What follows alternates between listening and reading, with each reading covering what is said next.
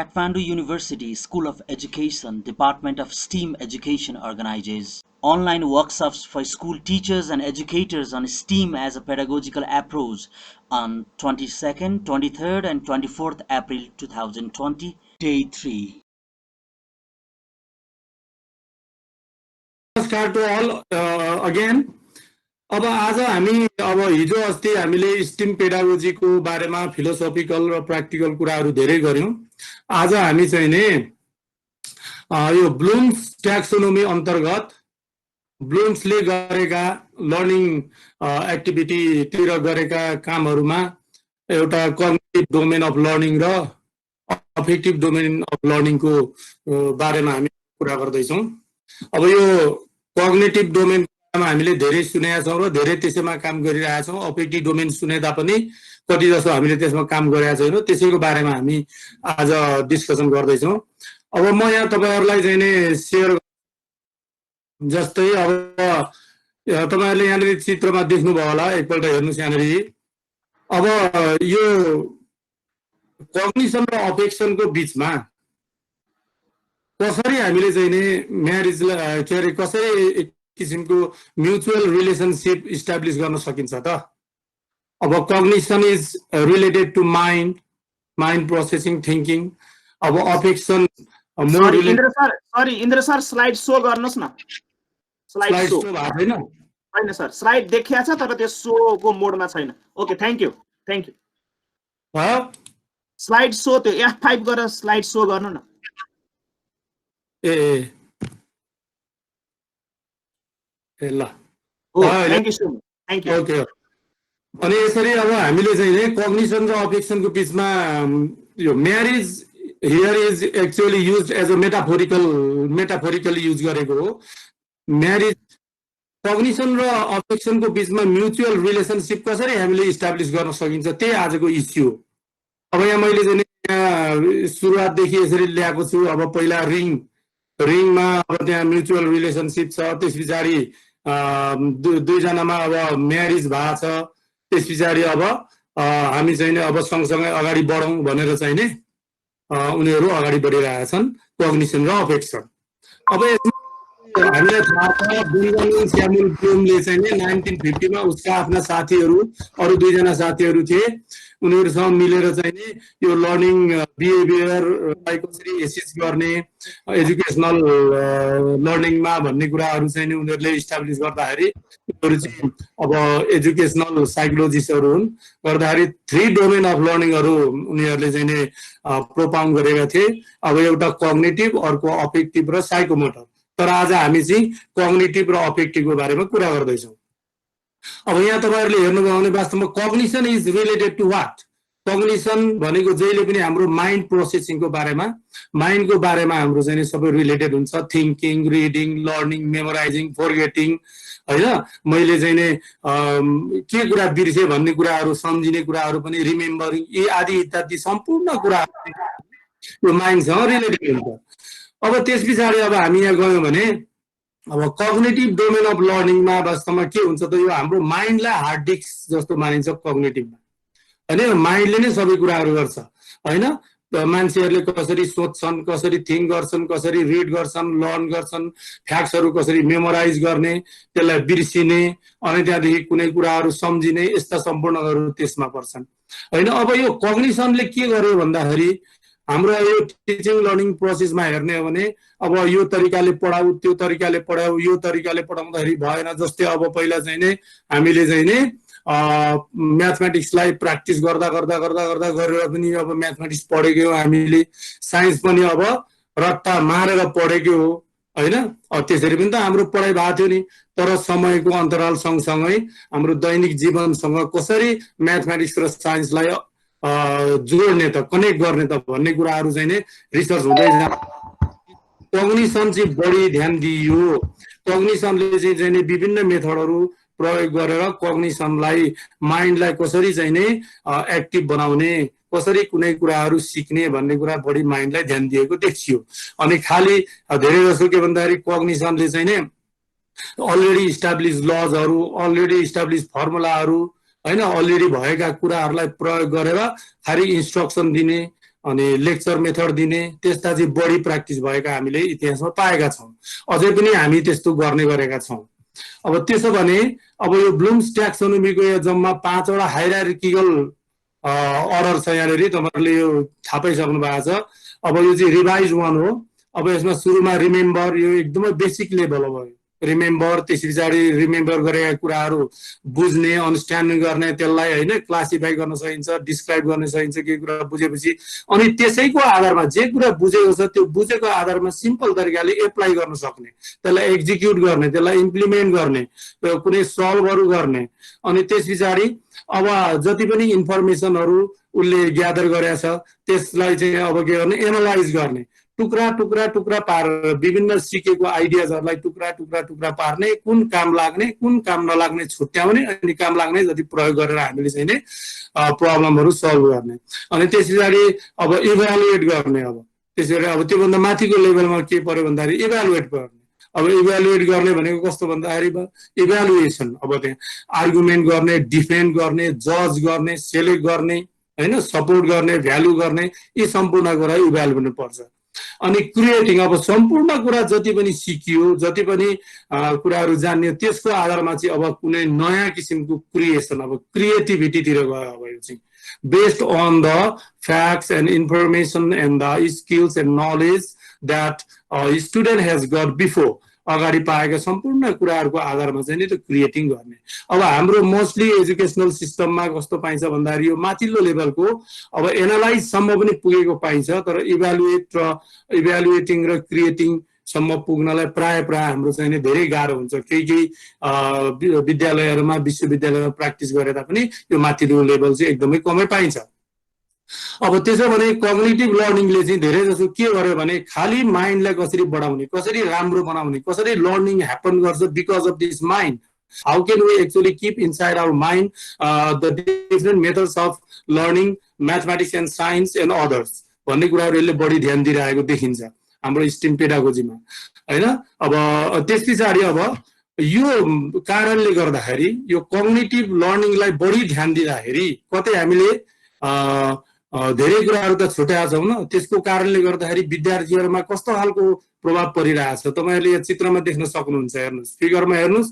अब चाहिँ नि टिचरलाई पनि अब टेन्सन भयो, प्रेसर भयो, अब के गर्ने होला, हेत्तेरी जति सुकै जुनसुकै मेथड लगाएर पढाए पनि यो चाहिँ मैले पढाएको केही काम लागेन, यो विद्यार्थीले चाहिँ के गरेर नखाने भयो, this student is good for nothing भन्ने त्यस्ता शब्दहरू आउँछन्।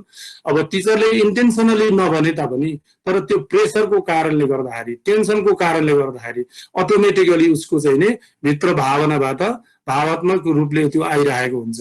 अनि कुन चाहिँ मेथड लगाउने त, यो मेथड लाउँदा पनि हुँदैन, त्यो मेथड लाउँदा पनि हुँदैन। अब एउटा कक्षामा चाहिँ विद्यार्थीहरू 25-30 जना हुन्छन्। अब एकजनालाई चाहिँ नि करिब 10% जति भनौँ अथवा 15% जति विद्यार्थीहरू राम्रा हुन्छन्, थपक्क टिप्छन्, बाँकी रहेका विद्यार्थीहरू त्यत्तिकै अब गर्दैनन्। नगरेपछि हामी के भन्छौँ भने यसले गरेर खाँदैन, पढेर खाँदैन, यो पढ्दैन भन्छौँ। यस्ता कुराहरू चाहिँ आउनुको कारण के त भन्दाखेरि यो कग्निटिभलाई, माइन्डलाई कसरी बढाउने त, माइन्ड इज एभ्रिथिङ भनेर चाहिँ त्यसमा बढी जोड दियो। अनि विद्यार्थीमा पनि डिप्रेसन आउने भयो, उनीहरू पनि एकदमै प्रेसरमा भए। त्यो कारणले गर्दाखेरि अब के भयो त, प्यारेन्ट्सहरू पनि प्रेसरमा भयो। अब प्यारेन्ट्सले शुद्ध गरेर के गर्छ भन्दाखेरि विद्यार्थीहरू भन्नाले आफ्ना बच्चाहरूलाई चाहिँ नि सम्झाउनुको ठाउँमा गाली गर्न थाल्छ। सुरुमा सम्झाए तापनि बिस्तारै जति गरे पनि हुँदैन, स्कुलमा गएर कुरा गर्दा पनि हुँदैन, टिचरसँग कुरा गर्दा पनि हुँदैन, विभिन्न मेथड लाउँदा पनि हुँदैन, हरेक कुरा गर्दा पनि हुँदैन। हो यस्ता खालका थुप्रै इस्युजहरू चाहिँ नि वास्तवमा कग्निटिभ लर्निङको कारणले गर्दा आएको देखिन्छ। हो त्यसैको लागि अब हामीले चाहिँ नि अब यो स्टिम पेडागोजीमा चाहिँ अब हामीले अफेक्टिभ डोमेन अफ लर्निङलाई चाहिँ नि एड्रेस गर्नुपर्ने स्थिति देखिन्छ।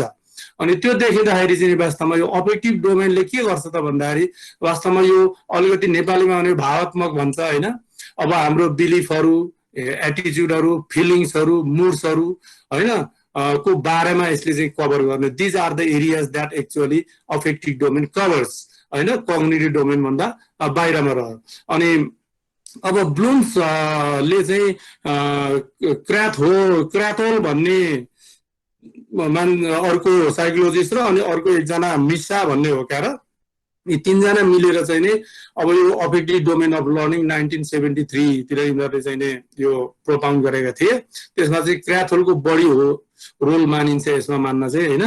हुन त अब सँगै गरेका थिए। अनि उनीहरूले चाहिँ के गरे भन्दाखेरि अब यो अफेक्टिभ डोमेन अफ लर्निङलाई पनि कसरी अब चाहिँ नि वास्तवमा हुन्छ भनेर उनीहरूले रिसर्च गरेर ल्याउँदाखेरि चाहिँ उनीहरूले यसमा पनि 5 वटा हायरार्किकल स्टेजेसहरू उनीहरूले चाहिँ नि प्रोपाउन्ड गरेका छन्। अब जस्तो सुरुमा एउटा भयो रिसिभिङ, अनि रेस्पोन्डिङ, भ्यालुइङ, अर्गनाइजेसन एन्ड क्यारेक्टराइजेसन। अनि यो 5 वटा अफेक्टिभ डोमेन लर्निङ के छ भन्दाखेरि सिम्पल फिलिङ्स टु कम्प्लेक्सतिर गएको छ। फिलिङहरू पनि सिम्पलबाट कम्प्लेक्सतिर हुँदै गएको छ हैन। जस्तो रिसिभिङ सिम्पल भयो, त्यस पछाडि अनि मोर कम्प्लेक्स एन्ड कम्प्लेक्स क्यारेक्टराइजेसनसम्म कम्प्लेक्स भएर पुग्छ। अनि अन्तिममा के हुन्छ सुरुमा चाहिँ नि रिसिभिङबाट त्यहाँ क्यारेक्टराइजेसनसम्म पुग्दाखेरि वास्तवमा एउटा पर्सनले, एउटा स्टुडेन्टले, एउटा टिचरले, जसले भए पनि त्यो लर्नरले के गर्छ भने आफूलाई त्यो स्थितिमा पुग्दाखेरि जुन बिहेभियर, जुन लर्निङ बिहेभियर उसले क्यारेक्टराइज गर्नुपर्ने आफ्नो जीवनमा चाहिँ नि त्यसलाई आफ्नो लाइफमा त्यसलाई कनेक्ट गर्नुपर्ने त्यो उसले वास्तवमा इन्टरनलाइज गरिसकेको हुन्छ। अब यसैको बारेमा अलिकति कुरा गरौँ। मैले यहाँनिर देखाएँ जस्तो Bloom's taxonomy of affective domain of learning अघि मैले भनेको थिएँ। यो क्याथोल अनि ब्लुम र अनि मासिया भन्नेले 1973 मा निकालेको उनीहरूले रिसर्च पेपर थियो। त्यस अन्तर्गतको यो हो रिसिभिङ, लोएस्ट लेभल रिसिभिङ, त्यसपछि रेस्पोन्डिङ, त्यसपछि भ्यालुइङ, अनि अर्गनाइजेसन अनि क्यारेक्टराइजेसन। अब यो हाम्रो चाहिँ रिसिभिङमा के हुन्छ त, यो कसरी वास्तवमा फङ्सन गरिरहेको हुन्छ त अब according to Bloom's and all भन्दाखेरि यो रिसिभिङ भनेको चाहिँ सुरुमा कुनै कुराहरू सुन्ने, आफ्ना वरिपरिहरू के छ त्यसको बारेमा अवेर हुने, सतर्क हुने। मेरो क्लासरुममा यस्ता यस्ता कुराहरू हुँदैछ, टिचरले अहिले आएर पढाउँदै हुनुहुन्छ, हामी साथीहरू यसरी पढ्दैछौँ, यो लेसन पढ्दैछौँ, यसो गर्दैछौँ भनेर त्यो सिम्पल अवेरनेस त्यहाँनिर आउँछ उनीहरूलाई। त्यो नलेज रिसिभ गर्ने काम गर्छ, त्यहाँ रिसिभ मात्रै गर्छ, करिब यहाँ प्यासिभै जस्तो हुन्छ त्यो विद्यार्थी यहाँनिर। अनि त्यस पछाडि अब रेस्पोन्डिङ भनेको त्यस पछाडिको स्टेज के भन्दाखेरि उसले के कुराहरू रिसिभ गर्यो, के कुराहरू पढ्यो हैन, के कुराहरू सुन्यो, त्यो कुराहरूलाई चाहिँ अब अलिकति एक्टिभली उसले के गर्छ भन्दाखेरि रेस्पोन्ड गर्न थाल्छ हैन। त्यसको लागि अलिकति एक्टिभ पार्टिसिपेसन गर्छ, इङ्गेज भएर चाहिँ नि नलेजहरू चाहिँ नि ट्रान्सफर गर्छ, इन्टरेक्ट गर्न थाल्छ। भन्नु अर्थ रिसिभ गरेको कुराहरूबाट अवेर भइसकेपछि उसले अब चाहिँ के गर्छ भने रेस्पोन्ड गर्छ। त्यसमा अब त्यसको प्रतिक्रिया देखाउँछ। त्यसको ठ्याक्क साथले मैले यो कुराहरू पढेँ, जस्तै सरले आज चाहिँ नि मलाई आज साइन्सको एलिमेन्टको बारेमा पढाउनु भयो, एलिमेन्ट त यस्तो पो हुँदो रहेछ है भनेर उसले अब एक्टिभली पार्टिसिपेट भएर चाहिँ नि अब त्यसको प्रतिक्रियाहरू टिचरलाई पनि देखाउन थाल्छ अथवा आफ्नो साथीहरूसँग सेयर गर्छ। यसरी इन्टरेक्टिभ अलिकति बन्न थाल्छ। अब यस पछाडि आयो के भन्दाखेरि अब भ्यालुइङ। अब यो भनेको के भन्दाखेरि अब उसले त यो रेस्पोन्डिङ गर्नुन्जेलसम्म त उसले त्यो कुराहरू बुझिसकेका हुन्छ हैन, त्यो प्रतिक्रिया देखाउँछ। अब उसले के गर्छ भन्दाखेरि अब यो मैले चाहिँ नि पढेका कुराहरूमा कुन चाहिँ मलाई काम लाग्नेछ, यो लर्निङमा कुन कुन कुराहरू काम दिनेछन्, कुन कुन काम नदिनेछन् भनेर उसले चाहिँ नि अब त्यो भ्यालु पत्ता लगाउन सक्छ। यो पढेपछि मलाई यसमा काम लाग्छ, यो पढ्दाखेरि मैले पढेको मलाई भ्यालुएबल छ, वर्थ छ यसको भनेर उसले अब भ्यालुइङ गर्न थाल्छ। अनि त्यस पछाडि अब ऊ कहाँ पुग्छ भन्दाखेरि अब त्यो कुराहरू गरिसकेपछि अब ऊ कहाँ पुग्छ भने जति कुराहरू उसले चाहिँ नि त्यो यो कुराहरू काम लाग्ने हो मलाई, यो नलाग्ने भने हुन्छ। अनि त्यो काम लाग्ने कुराहरू, भ्यालुएबल कुराहरू, भ्यालुएबल थिङ्सहरू, त्यो लर्निङ गरेका चिजहरूलाई के गर्छ भने अब उसले अर्गनाइज गर्छ। अर्गनाइज गर्ने भनेको सिन्थेसाइजिङ गर्न थाल्छ। यो चाहिँ मलाई काम लाग्यो, अनि यो काम लाग्यो, अनि त्यो काम लाग्यो, अनि त्यसलाई अर्गनाइज गर्छ अर्डरमा राखेर। यस पछाडि मैले यसो गर्ने, यस पछाडि यो गर्ने, यस पछाडि यो गर्ने भनेर अब उसले आफै सेल्फ मोटिभेटेड भएर अनि अर्गनाइजेसनतिर लाग्छ। अनि अब यो के भन्दाखेरि अब यो अर्गनाइजेसन पुगुन्जेलसम्म वास्तवमा उसको प्रोसेस अफ इन्टरनलाइजेसन चाहिँ के हुन्छ भने प्रोसेस अफ इन्टरनलाइजेसन चाहिँ वास्तवमा उसको पिकतिर पुगिसकेको हुन्छ। इन्टरनलाइजिङ गर्न थाल्छ, त्यसलाई चाहिँ अन्तर्निहित गर्न थालिसकेका हुन्छ क्या। अनि जब अब ऊ क्यारेक्टराइजेसनको हाइएस्ट लेभलमा पुग्छ त्यस पछाडि चाहिँ अब उसले सम्पूर्ण कुराहरू इन्टरनलाइज गर्छ।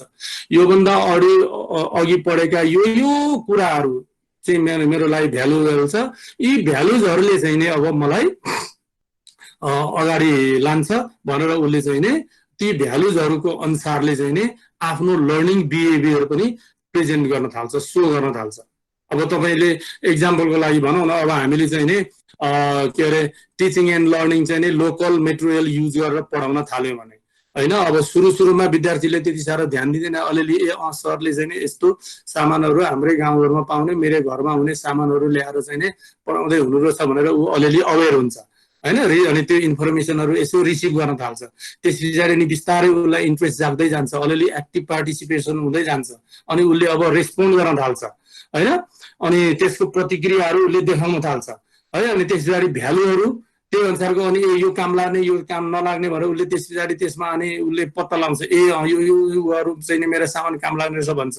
त्यस्तै गरेर अनि ती कुन कुन चिजहरू चाहिने हो, कुन कुन कता कता जोड्न चाहिन्छ त्यसलाई अनि अर्गनाइजेसन गर्छ। अन्तिममा मैले त पढ्ने तरिका यसो रहेछ भनेर अनि ऊ अगाडि बढ्न थाल्छ है। अब यो कुराहरू यो मैले तपाईँहरूको लागि ल्याइदिएको हो, तपाईँहरूले यो पछाडि स्लाइड पाएपछि गर्नु होला, अरू कुराहरू मैले भनिसकेँ यहाँनिर होइन यी कुराहरू। अब मेन मैले यो 4 कम्पोनेन्ट्स अफेक्टिभ डोमेन स्टिम पेडागोजी छ होइन। अब यो चाहिँ के भन्दाखेरि मैले पनि अब एमफिल गर्दाखेरि चाहिँ मैले एउटा रिसर्च गरेको थिएँ, आफ्नो रिसर्च थेसिसमा चाहिँ एउटा पार्ट हो यो। त्यसमा चाहिँ मैले वास्तव यो अफेक्टिभ डोमेनको बिलिफ, भ्यालुज, एटिट्युड र इमोसनहरू वास्तवमा त्यहाँनिर गएर मैले हेर्दाखेरि वास्तवमा धेरै जसो विद्यार्थीहरूको चाहिँ नेगेटिभ एटिट्युडहरू देखिएको होइन। अनि भ्यालुजहरू पनि के भने यो म्याथमेटिक्स पढेर के हुन्छ र बेकारमा टेन्सन मात्रै बढाउने भन्ने खालको धेरै विद्यार्थीको देखिएको। अनि एटिट्युडहरू पनि एकदमै नेगेटिभ, टिचरहरू आयो कि अब त्यो विभिन्न नाम दिने धेरै जसोको थियो।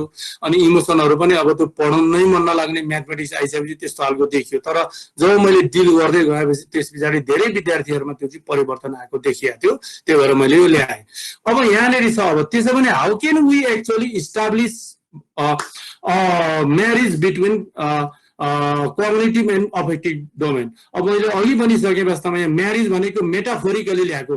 म्यारिज भनेको यहाँनिर के हो भन्दाखेरि एउटा म्युचुअल रिलेसनसिप हो, दुईटा पाङ्रा हो, दुईटा पाङ्रा सँगसँगै हिँड्ने हो, एउटा भएन भने अर्को चल्दैन। म्यारिज के अरे कग्निसन भएन भने अफेक्सन हुँदैन, अफेक्सन भयो भने कग्निसन हुँदैन, काम चल्दैन, लर्निङ अगाडि बढ्न सक्दैन भनेर यसलाई चाहिँ मैले डाइअलेक्टिकल रिलेसनसिप भनेर दिएको छु।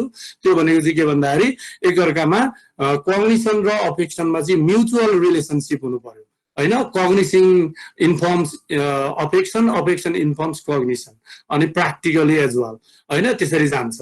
अब यो कसरी सम्भव हुन्छ त भन्दाखेरि अब मेरो पनि अब अनुभव हो होइन, एमफिलमा गरेको र रिसर्चकोबाट पनि गर्दाखेरि हाम्रो ट्रान्सफर्मेटिभ स्टिम पेडागोजी अन्तर्गत यो ए भन्ने जुन लेटर छ त्यो आर्ट्समा पर्छ, त्यो आर्ट्स अन्तर्गत चाहिँ नि हामीले यो अफेक्टिभ डोमेनलाई पारेका छौँ। अब त्यसको लागि हामीले चाहिँ नि म्युचुअल रिलेसनसिप इस्टाब्लिस गर्नको लागि चाहिँ क्रिटिकल सेल्फ रिफ्लेक्सन चाहिन्छ। त्यो भनेको अब टिचरले चाहिँ नि अब टिचरमा एउटा क्रिटिकल सेल्फ रिफ्लेक्सन गर्न सक्नुपर्छ। अब सेल्फ रिफ्लेक्सन भनिसकेपछि मैले पढाइसकेपछि विद्यार्थीहरूले के सोचे होला, उनीहरूको प्रतिक्रिया के छ, पढाउँदै विद्यार्थीहरूले कस्तै सोचे होला, रिफ्लेक्ट गर्नु पर्यो होइन।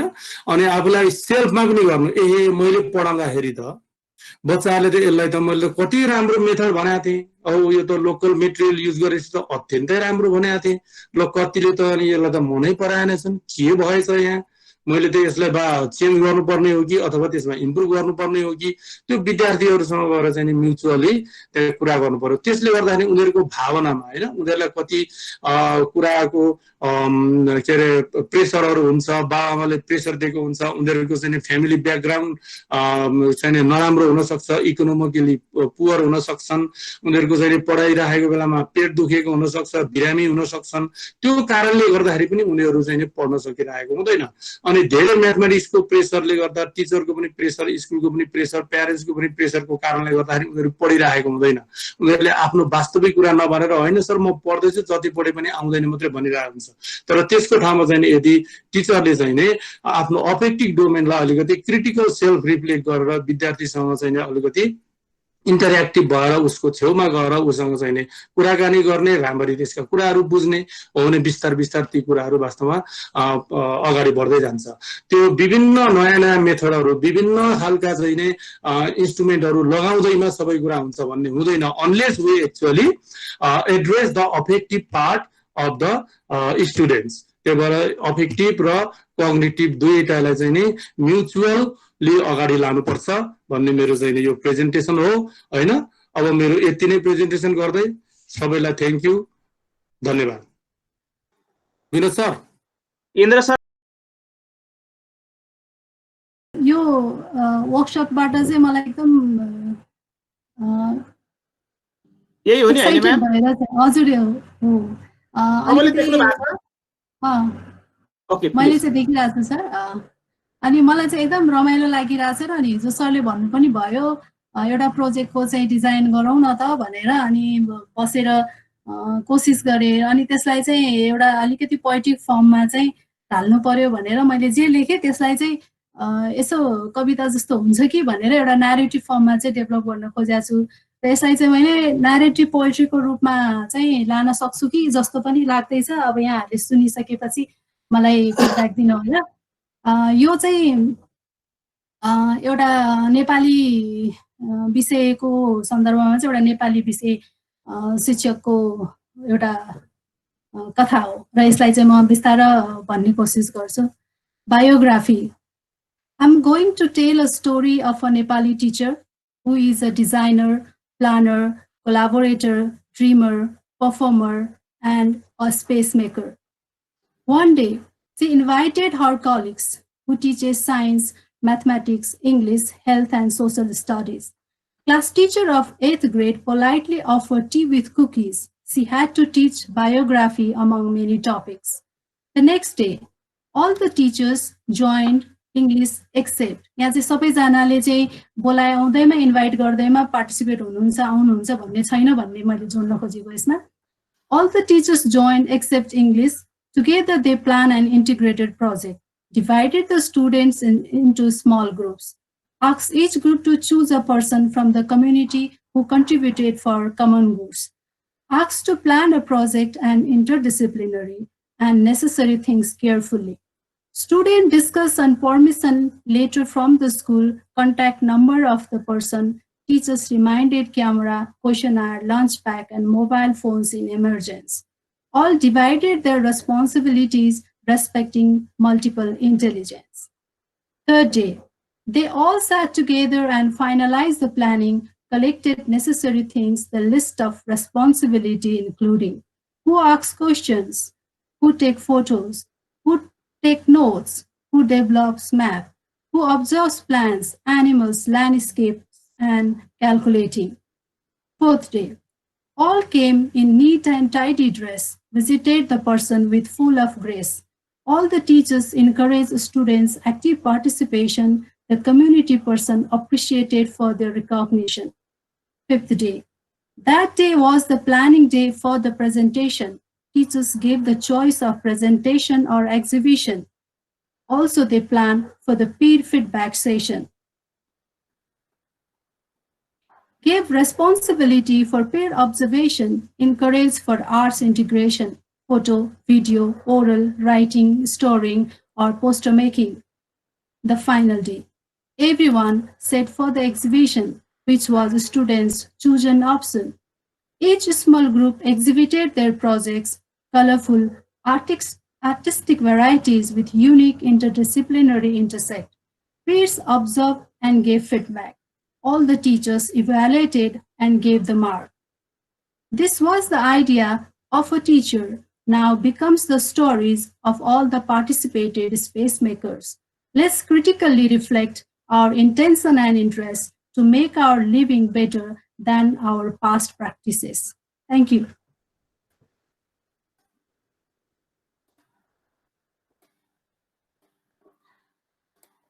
Thank you so much, Parvati ma'am. यहाँ सबैले सुन्नुभयो होला। पार्वती म्याम अलिकति थोरै यसको ब्याकग्राउन्ड एक्सप्लेन गरिदिनुस् न, केही छ भने। यो चाहिँ मैले कस्तो भने मेरो आफ्नो रिसर्चको सन्दर्भमा पनि कसरी प्रोजेक्टहरुमा चाहिँ टिचरहरु इन्गेज हुनुभयो भन्ने कुरालाई पनि अलिकति आफ्नो लर्निङलाई पनि लिएर आउन खोजेको हुँ। र यहाँ चाहिँ सबैजना टिचरहरू चाहिँ सँगै बसेर कसरी प्रोजेक्ट प्लान हुन्छ स्टुडेन्टसँग बसेर कसरी गर्न सकिन्छ, जस्तै अब कसले इनिसिएसन लिने, कसले लिडरसिप लिने र त्यसलाई कसलाई इन्भाइट गर्ने, कसरी इन्भाइट गर्ने र सबैजना पार्टिसिपेट नहुँदा पनि के गर्न सकिन्छ, अथवा स्टुडेन्टको मल्टिपल इन्टेलिजेन्सलाई कसरी एड्रेस गर्ने, हाम्रो निड्सलाई कसरी एड्रेस गर्ने भन्ने यी सबै कुराहरूलाई राखेर चाहिँ मेरो आफ्नो लर्निङको आधारमा चाहिँ मैले यसलाई बनाउन खोजेँ र यसलाई चाहिँ बिस्तारै हेऱ्यो भने पनि त्यहाँ एउटा सिक्वेन्स जस्तो देख्न सकिन्छ र यो चाहिँ वास्तवमा कुनै पनि एउटा फर्मेट चाहिँ अथवा प्लानिङ डिजाइन चाहिँ पर्फेक्ट हुँदैन, किनभने विभिन्न कन्टेक्स्टमा विभिन्न इस्युजहरू हुनसक्छ, विभिन्न डिफिकल्टिज हुनसक्छ, विभिन्न हामी टपिकमा काम गर्न सक्छौँ। अब त्यसमा चाहिँ जस्तो सिचुएसनमा चाहिँ हामी जसरी लान सकिन्छ त्यसलाई एकदम हार्मोनियस रिलेसन बिल्ड गर्दै चाहिँ एकअर्कासँग समझदारी गर्दै सहकार्य गर्दै चाहिँ गर्न सकिन्छ भन्ने चाहिँ एउटा इन्भिजन गरेको एउटा फ्युचर स्टोरी भनौँ, यसलाई चाहिँ मैले फ्युचर स्टोरी भने, यो ठ्याक्क पास्ट स्टोरी भन्दा पनि फ्युचर स्टोरीको रूपमा लिन सकिन्छ। Thank you so much ma'am. म्यामले स्टोरी मार्फत धेरै लेसन दिइसक्नु भएको छ, प्लानिङ पनि कसरी स्टोरीमा गर्न सकिन्छ भनेर। यहाँ सबै साथीहरूले राम्रो फिडब्याक दिनु।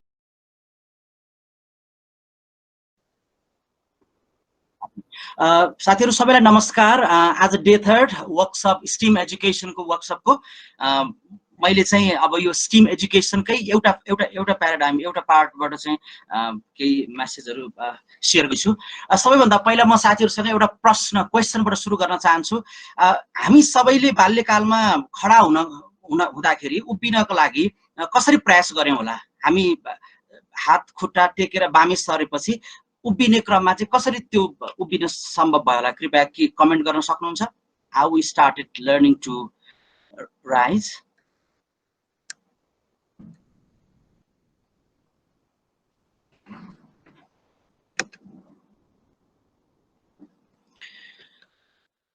डेफिनेटली हामीले आफ्नै तरिकाले यसरी उभियौं भन्ने कुरा हुन सक्छ, तर वास्तवमा यो अलिक पुरानो खालको क्वेसन भयो, किनकि हामीले त्यति धेरै पहिलाको कुराहरू नसम्झेको पनि हुन सक्छ, त्यो हाम्रो एक्सपिरियन्समा नआएको पनि हुन सक्छ। त्यसैले म साथीहरूसँग अर्को एउटा प्रश्न शेयर गर्न चाहन्छु, यसको बारेमा सोच्नु होला। हामीले सबैभन्दा पहिला अथवा सुरुवातीको चरणमा एकले अर्का व्यक्तिसँग ग्रीट गर्न, यानि कि नमस्कार व्यक्त गर्न, खुसी व्यक्त गर्न कसरी सिक्यौं होला? सम्मान व्यक्त गर्न कसरी सिक्यौं होला? यो पनि सोच्नु होला। मैले पहिलो प्रश्न राखेँ, हामी बाल्यकालमा उभिन कसरी सिक्यौं, अथवा अहिले आएर नमस्कार गर्न कसरी सिक्यौं, अथवा यसको मेसेज कुनै पनि नयाँ कुरा हामीले कसरी सिक्दो रहेछौं? How we come to learn anything new. Let's start. सायद तपाईहरुलाई अचम्म पनि लाग्न सक्छ धेरै साथीहरुलाई कि हामीले खडा हुनको लागि यति धेरै कम्प्लेक्स प्रोसेसहरु पार गर्नुपर्ने हुन्छ। हामीले सबैभन्दा पहिला चाहिँ यो हाम्रो अप्पर लेग मसल्सले चाहिँ लेफ्ट खुट्टालाई तान्नु पर्छ, त्यो पनि 12.3% एंगल मिलाएर तान्नु पर्ने रहेछ, 23 डिग्री एंगलमा, 30% मा।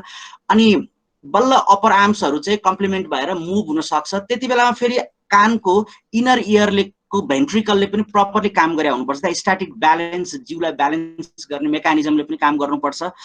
यो कम्प्लेक्स प्रोसेस, यति डिग्री एंगल, अनि यो मसल्सले यसलाई तान्नु पर्ने, अनि कानमा भएको इयर प्रेसरहरु पनि ब्यालेन्स हुनुपर्ने, यसरी हामीले सिक्दो रहेछौं। It's a very complex process, but to many of our surprise we may not be aware about this। हामीलाई थाहा नहुन पनि सक्छ साच्चै हामीले यस्तो प्रोसेस पार गरेर सिक्यौं त भन्ने कुरामा। तर यो सबै कुरा हाम्रो ब्रेनले गरेको छ, हामीले नथापाउँदै पनि अनकन्सियसली यो कामहरु सबै भइरहेको छ। यसमा चाहिँ कस्तो हुँदो रहेछ भन्दाखेरि एक्चुअली हाम्रो ब्रेनले हाम्रो बडी अथवा हाम्रो इन्भाइरोमेन्ट बीचको रिलेसनशिपलाई उले मज्जाले माइक्रो न्यानो लेभलमा म्यापिङ गरिरहेको हुन्छ अथवा एटोमिक लेभलमा उले म्यापिङ गरिराखेको हुन्छ। हामीले जति पनि इन्फर्मेसनहरु हाम्रो ब्रेनलाई पठाउँछौं त्यो हाम्रो सेन्स अर्गानबाटै पठाउँछौं, लर्निङ सेन्स अर्गान थ्रुबाटै भइराखेको हुन्छ। फर एक्जाम्पल हामी पहिला उभिनु भन्दा अगाडि उभिन कसरी सिक्यौं होला भन्दाखेरि पक्कै पनि बच्चा बेलामा हामीले कुनै डगहरु हिडेको देख्यौं होला, क्याटहरु हिडेको देख्यौं होला, जम्प गरेको देख्यौं होला। यी विभिन्न खालका सेन्सेसन्सहरु चाहिँ हाम्रो आँखाद्वारा, कानद्वारा हाम्रो ब्रेनसम्म पुग्छ, स्पेशली भन्दाखेरि ब्रेनको हिप्पोक्याम्पससम्म पुग्छ र अनि हामी our brain start to work on that way. अब अर्को कुरा गरौं, हामीले ग्रीट गर्न कसरी सिक्यौं? आभार व्यक्त गर्न कसरी सिक्यौं डेफिनेटली अरु व्यक्तिहरुलाई हामीले देख्यौं उहाँहरुले कसरी ग्रीट गर्नुहुन्छ अनि then we start to mimic on that हामीले त्यस्तै क्यारिकेचर गर्न थाल्यौं एक्ट गर्न थाल्यौं then we started to learn अनि यो लर्निङ भनेको चाहिँ it can be a conscious process or it can be unconscious act नजान्दा नजान्दै पनि हुन सक्छ जस्तै अहिले मैले प्रेजेन्ट गर्दै गर्दा मेरो वरिपरिमा चाहिँ मेघ गर्जिराखेको छ सायद तपाईकोतिर पनि छ कि नेपालको वेदरको सिचुएसन कस्तो छ अब म झ्याल लगाएर किनकि त्यो थन्डरिङको डिस्टर्बेन्स नआओस् अनि हावा धेरै नआओस् भनेर त्यो इन्भाइरोमेन्ट सेट गरेर म काम गरिराखेको छु यो अनि म प्रेजेन्ट गर्दा गर्दै पनि अनकन्सियसली कतै काहीँ डिस्टर्बेन्सहरु आउँछ कि so how could I cope with that disturbances भनेर म त्यो पनि मिलाइराखेको छु भनेपछि अनकन्सियसली पनि धेरै कुराहरु हुँदो रहेछ अब now let's put this complex mechanism in a very simple way साथीहरु यहाँ बच्चा एउटा उभिँदाखेरि कसरी सिक्न सक्छ र एउटा व्यक्तिले कसरी ग्रीट कसरी गर्न सक्छ पानी पिउने कुरा कसरी सिक्न सक्छ लेख्ने कुरा कसरी जान्न सक्छ पढ्ने कुरा कसरी जान्न सक्छ भन्ने सवालमा चाहिँ जोन डिवेलाई हामीले असाध्यै अगाडि ल्याएका छौं उहाँको most important book experience and education जुन 1938 मा आएको थियो त्यसमा एक्सपीरियन्शियल लर्निङका कुराहरु आएका छन् पछि कोल्पले पनि एक्सपीरियन्शियल लर्निङमा धेरै कुराहरु ल्याउनु भएको छ यो सबै भूमिका बाँधेर मैले कुरा गर्दै छु एक्चुअली हाउ वी लर्न भन्ने कुरामा चाहिँ देयर इज द एक्सपीरियन्शियल लर्निङ अघि लास्ट प्रेजेन्टर पार्वती म्याम हुनुहुन्थ्यो उहाँले यस्तो ब्युटिफुल पोएम सुनाउनु भयो अनि पर्वत सरले त्यहाँ मेसेज गर्नु कमेन्ट गर्नु भएको थियो मैले देखेँ it can be a part of experiential learning अनि म्यामले भन्नुभयो यो फ्युचरको प्रोजेक्सन हुन सक्छ मेरो भनेर भन्नुभयो प्रेजेन्टलाई टेकेर सो हामीले अनुभवबाटै सिक्दो रहेछौं अनुभव जन्य ज्ञानबाटै सिक्दो रहेछौं र यसमा सिकाइमा चाहिँ चारवटा स्टेपहरु हुँदो रहेछ साथीहरु सबैभन्दा पहिला हामीले चाहिँ एक्सपीरियन्स गर्दो रहेछौं त्यो सिचुएसनमा हामीले आफूलाई प्रोजेक्ट गर्छौं त्यहाँ लगेर हामीलाई प्रस्तुत गर्छौं अनि त्यो सिचुएसनमा हामी गएपछि छिरेपछि चाहिँ देन के भयो त त्यहाँ ए यस्तो भयो त्यस्तो भयो we start to reflect on that हामी विमर्श गर्न थाल्छौं सोच्न थाल्छौं विचार गर्न थाल्छौं त्यो विचार गरे पश्चात हामी केही न केही कन्सेप्ट एउटा खालको रिलेशनशिप एउटा खालको अन्डरस्ट्यान्डिङमा पुग्छौं ए यस्तो भयो भने चाहिँ यस्तो हुँदो रहेछ लकडाउन भयो भने हामीले अनलाइनबाटै पढ्न सक्दो रहेछौं युनिभर्सिटी स्कुल बन्द हुँदा पनि हामीले हाम्रा कामहरु अर्को प्लेटफर्मबाट अर्को तरिकाबाट गर्न सक्दा रहेछौं भनेर एउटा खालको कन्सेप्चुअलाइजेसन सुरु हुन्छ कन्सेप्चुअलाइजेसन भइसकेपछि देन हामी अझै त्यसलाई पर्फेक्ट अझै त्यसलाई बेस्ट एचिभ गर्नको लागि we start to work on experimentation हामी प्रयोगहरु गर्न थाल्छौं यसरी यो चारवटा विभिड स्टेपबाट first experience and then reflection and then conceptualisation finally experimentation गरेर चाहिँ हामी नयाँ कुरा सिक्दो रहेछौं तर नयाँ कुरा त हामी सिक्छौं तर त्यो नयाँ कुरालाई बेटर तरिकाले कसरी सिक्ने एउटा बच्चाले क ख ग घ लेख्न सिक्छ एबीसीडी लेख्न सिक्छ बोल्न सिक्छ अब बोल्न सिकेर मात्रै भएन लेख्न सिकेर मात्रै भएन त्यसलाई बेटर कसरी गराउने एउटा भनाइ नै छ where there is the possibility of best better is not enough भन्छ बेटरले भएन बेस्टै गर्नु पर्यो भनिन्छ त्यसमा चाहिँ यो चारवटा जुन अहिलेको स्टेप थियो साथीहरु experience and then reflection then conceptualisation त्यसको रिलेशनशिप निकाल्ने अनि फेरि त्यसलाई रिपिटिसन गर्ने एक्सपेरिमेन्ट गर्ने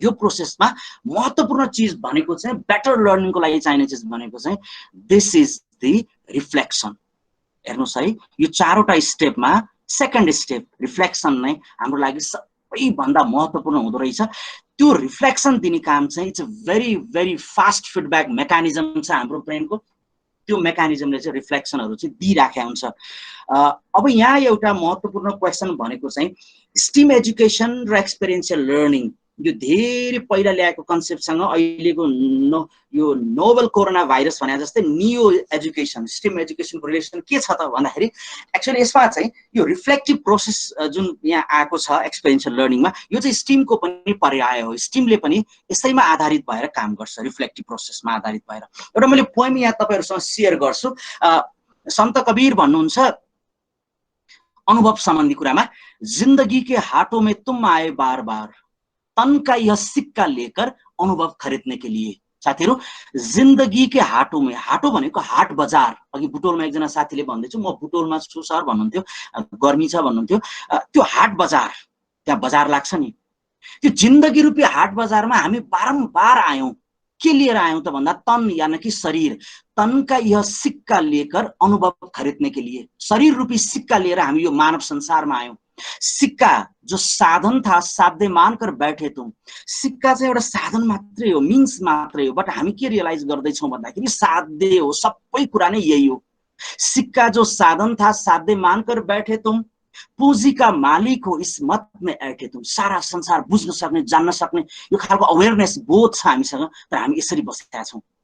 फिर बोलो वही नादानी करना क्या, नदियाँ तीरे बैठकर पानी लिए मर्ना क्या। नदीको छेउमा बसेका छौँ तर हामी पानी पानी भनेर कराइराखेका छौँ। एक्सपिरियन्स लिनको लागि हामीलाई सेन्सेसहरू दिएको छ, सेन्सर ज्ञानहरू छ, ब्रेनको पावरफुल मेकानिजम छ, तर हामी फेरि नलेज भएन, ज्ञान भएन भन्दैछौँ। यो एउटा विडम्बना कविको यो शायरीबाट मैले व्यक्त गरेँ। र अब अलिकति अगाडि बढौँ। हाम्रो विगत 2 दिनका प्रेजेन्टेसनहरू वर्कसपहरूमा हामीले लर्निङ स्टिम एजुकेसनको बारेमा ट्रेमेन्डसली धेरै पावरफुल कुराहरू हामीले सुन्यौँ, धेरै साथीहरूले भन्नुभयो। अब यो बिचमा यो लकडाउनको सिचुएसनमा जहाँ हाम्रा विद्यार्थी भाइ बहिनीहरू, शिक्षक शिक्षिका साथीहरू सबै चिज लक्ड भएको छ, हामीले लर्निङ प्रोसेसलाई कसरी कन्टिन्यू गर्न सक्छौँ? And this can be one. अहिले हामीले अनलाइन वर्कसपलाई प्रयोग गरेका छौँ, यस्तै तरिकाले अरू केही हुनसक्छ। सो यसमा सर्टेनली हामीले घरलाई नै विद्यालय बनाउन सक्छौँ र पोटेन्सियल लर्निङ त्यहीँबाट स्टार्ट हुनसक्छ। जहाँ छौँ त्यहीँबाट सुरु गर्ने भन्ने एउटा कुरा छ। त्यसमा धेरै चिजहरू हुनसक्छ। It can be even our garden, kitchen garden, हाम्रो वेस्ट म्यानेजमेन्ट सिस्टम कस्तो छ, हाम्रो चाहिने घर परिवारको सोसियल इन्टरेक्सन कस्तो छ, यो सबै बिहान उठेदेखि बेलुकासम्मको हाम्रो डेली एक्टिभिटिजहरू कसरी जान्छ होइन, यी सब हाम्रो प्रेयरहरू वर्सिपहरू कसरी गर्छौँ, पूजाआजा कसरी गर्छौँ, एभ्रिथिङमा हामी लर्निङ सिकाइ टिचिङ एन्ड लर्निङ हुनसक्छ। र यस्ता धेरै कुराहरू हामी एक्सप्लोर गर्न सक्छौँ, हामीले गरि पनि रहेका छौँ। यो बिचमा मैले एउटा खालको प्रोजेक्ट यहाँ सेयर गर्दैछु साथीहरूलाई। मैले चाहिँ केही समय अगाडि एउटा स्टिम बेस्ड बुक भनेर अलिकति डिजाइन थिङ्किङ तर्फ कसरी लान सकिन्छ, यो एमफिल एजुकेसन पढ्दै गर्ने क्रममा चाहिँ आर्ट्स, साइन्स, टेक्नोलोजी, इन्जिनियरिङ र म्याथलाई अलग आर्ट्सको प्रयोग गरेर कसरी एक्सप्रेस गर्न सकिन्छ भन्ने सवालमा चाहिँ एउटा पुस्तक निकालेको थिएँ। यसको एउटा अंश म यहाँहरूसँग सेयर गर्छु, आशा गर्छु यो उपयोगी हुनेछ। यसमा मैले यो स्लाइडमा कति देखिन्छ देखिँदैन थाहा भएन, तर इलिमेन्ट्सको क्लासिफिकेसनलाई मैले यहाँ जोड गरेको छु। इलिमेन्ट्सहरूको कुरा गर्दाखेरि रसायन विज्ञानमा 100 भन्दा बढी इलिमेन्ट्सहरू छन्, त्यसलाई चाहिँ विभिन्न साइन्टिस्टले वर्गीकरण गर्नुभएको छ। मैले चाहिँ यहाँ चार्टमा के गरेको छु भने कुनै पनि च्याप्टरको इम्पोर्टेन्ट टर्म्सहरूलाई चाहिँ, त्यसलाई नोट भनिन्छ, इम्पोर्टेन्ट टर्म्सहरूलाई, पोइन्टहरूलाई चाहिँ लिङ्क गर्दै गर्दै गर्दै गर्दै गर्दै गर्दै लामो एउटा चेन बनाउने, यसलाई हामी डिजाइन थिङ्किङ भन्छौँ अथवा कन्सेप्ट म्याप भन्छौँ। डिजाइन थिङ्किङभित्र एउटा खालको इक्जाम्पल जस्तै सबैभन्दा पहिला चाहिँ हामीले यो खालको डिजाइन थिङ्किङमा जानको लागि चाहिँ हामी नन जजमेन्टल भएर कुनै पनि च्याप्टरको टपिकको बारेमा सोच्नुपर्छ। लेट्स से लकडाउनको बारेमा सोचौँ। Lockdown can be a very wonderful topic for us. अब त्यो लकडाउनको बारेमा हामीले त्यसलाई अलिक डिफाइन गर्छौँ, किन भयो, कसरी भयो, यसको उद्देश्य के हो, यसको डिसिजन्सहरू के हो, त्यसलाई हाम्रो डेफिनेसन डिफाइन भन्ने प्रोसेसमा जान्छौँ। त्यसपछि हामी त्यहाँ धेरै आइडियाहरू निकालिसकेपछि प्रायोरिटाइज गर्छौँ, के हो त, पहिलो प्राथमिकता के हो, दोस्रो प्राथमिकता के हो, यानि कि हामी प्रायोरिटी सेटिङ गर्छौँ र त्यसलाई हामी सिम्पल तरिकाले एउटा स्केमेटिक डायग्राम बनाएर चाहिँ प्रेजेन्ट गर्छौँ। अनि त्यो प्रेजेन्टेसनलाई हामी एक्सप्रेस गर्छौँ, त्यो प्रोटोटाइपलाई हामी एक्सप्रेस गर्छौँ, यानि कि टेस्ट गर्छौँ काम गर्यो कि गरेन। अनि फेरि राम्रो भयो भने इट्स ओके, अदरवाइज हामी फेरि त्यो साइकललाई रिपिट गर्छौँ। यो एउटा डिजाइन थिङ्किङको एउटा पार्ट हुनसक्छ, यसमा पछि पनि डिस्कसन गर्न सकिन्छ। र अन्त्यमा म भन्न चाहन्छु लकडाउन भयो त के भयो र, कविताकै एउटा शैलीमा म भन्छु, धूप में निक्लो, धूप यानी कि प्रचण्ड गर्मी, धूप में निक्लो घटा में नहाकर देखो, चिसो पानीमा नुहाएर देख, धूप में निक्लो घटा में नहाकर देखो, जिन्दगी क्या है किताबों को हटाकर देखो। कहिलेकाहीँ हाम्रै किताब नै कहिलेकाहीँ प्रब्लम हुनसक्छ, कहिलेकाहीँ हाम्रो इन्स्टिट्युसन नै प्रब्लम हुनसक्छ। यी सबै चिजलाई हटाएर पिसफुल भएर सोच्ने हो भने learning can start from any place, anywhere, at any time. Thank you so much. धेरै धेरै धन्यवाद। सञ्जय सरलाई धेरै धेरै धन्यवाद। सञ्जय सरले साह्रै लाइभली प्रेजेन्टेसन छोटो समयमा उहाँले जुन एउटा स्टिमको जुन डिजाइन थिङ्किङ अप्रोचबाट जुन चाहिँ कन्सेप्ट म्याप बनाउनु भयो त्यो पनि देखाइरहनु भएको छ। यहाँ साथीहरूले कमेन्ट गरिरहनु भएको छ, सञ्जय सर हजुरले पनि हेर्नु होला, हजुरले केही जवाफ दिनुपर्ने छ जस्तो लाग्छ भने हजुरले जवाफ। ब्याम्बो वाक तपाईँको प्रोजेक्ट। म चाहिँ ललितपुरको गोदावरी नगरपालिका वडा नम्बर 4 बडीखेलमा पथ प्रदर्शक माविमा काम गर्छु। त्यहाँ चाहिँ मैले यो स्टिमको बारेमा योभन्दा अगाडि काठमाडौँ युनिभर्सिटीमा पढाइ भइरहेको कुरा चाहिँ सुनेको थिएँ। त्योभन्दा अगाडि चाहिँ मैले यो एसटिएमको कुराहरू चाहिँ त्यति बुझेको थिइनँ, तर यो 2 दिन जुन हामी वर्कसपमा सहभागी हुन पायौँ, काठमाडौँ युनिभर्सिटीलाई पनि धेरै धेरै धन्यवाद दिँदै विनोद सर र बाल सरलाई पनि म थ्याङ्क यू सो मच भन्न चाहन्छु। मैले यो प्रोजेक्ट धेरै अब कतिसम्म गर्न सकेँ, मैले आफूले सोचेर यसलाई अलिकति लिङ्क गर्न सकिन्छ कि भनेर चाहिँ ल्याएको छु। अब धेरै मैले त्यसलाई कति लिङ्क हुन सक्यो यो चाहिँ पछाडिको पाटो गएर यहाँको पछि फिडब्याक पनि मैले पाउँछु होला। मेरो यो प्रोजेक्ट वर्कको नाम चाहिँ मैले बेम्बो वर्क राखेको छु, किनभने मेरो स्कुलमा चाहिँ 99% पोखरी स्टुडेन्ट पढ्नुहुन्छ र अभिभावकहरू पनि यहाँको अभिभावकहरू चाहिँ पुरै बाँसको काम गर्नुहुन्छ, बेम्बो वर्क। त्यसैले यो बेम्बो वर्कबाट पनि केही सिकाउन सकिन्छ अलिक यसलाई भनेर चाहिँ मैले यो सोचेको छु। यहाँको मुख्य अभिभावकको पेसा पनि बाँसको काम गर्नु नै छ। यसमा चाहिँ डोको डालो नाम्लो बनाउने कामहरू चाहिँ अभिभावकले गर्नुहुन्छ। यसबाट चाहिँ हाम्रा विद्यार्थीहरू जति स्कुलमा आउनुहुन्छ उहाँहरूले पनि घरको कामहरू चाहिँ विद्यार्थीहरूले चाहिँ चोया काट्न सघाउने, डोको डालो बुन्नहरू सघाउने, बाँस किनेर ल्याउन सघाउने, घर बनाउने काम आदि घरमा पनि सघाउनुहुन्छ, घरको काम गरेर पनि पढ्न आउनुहुन्छ।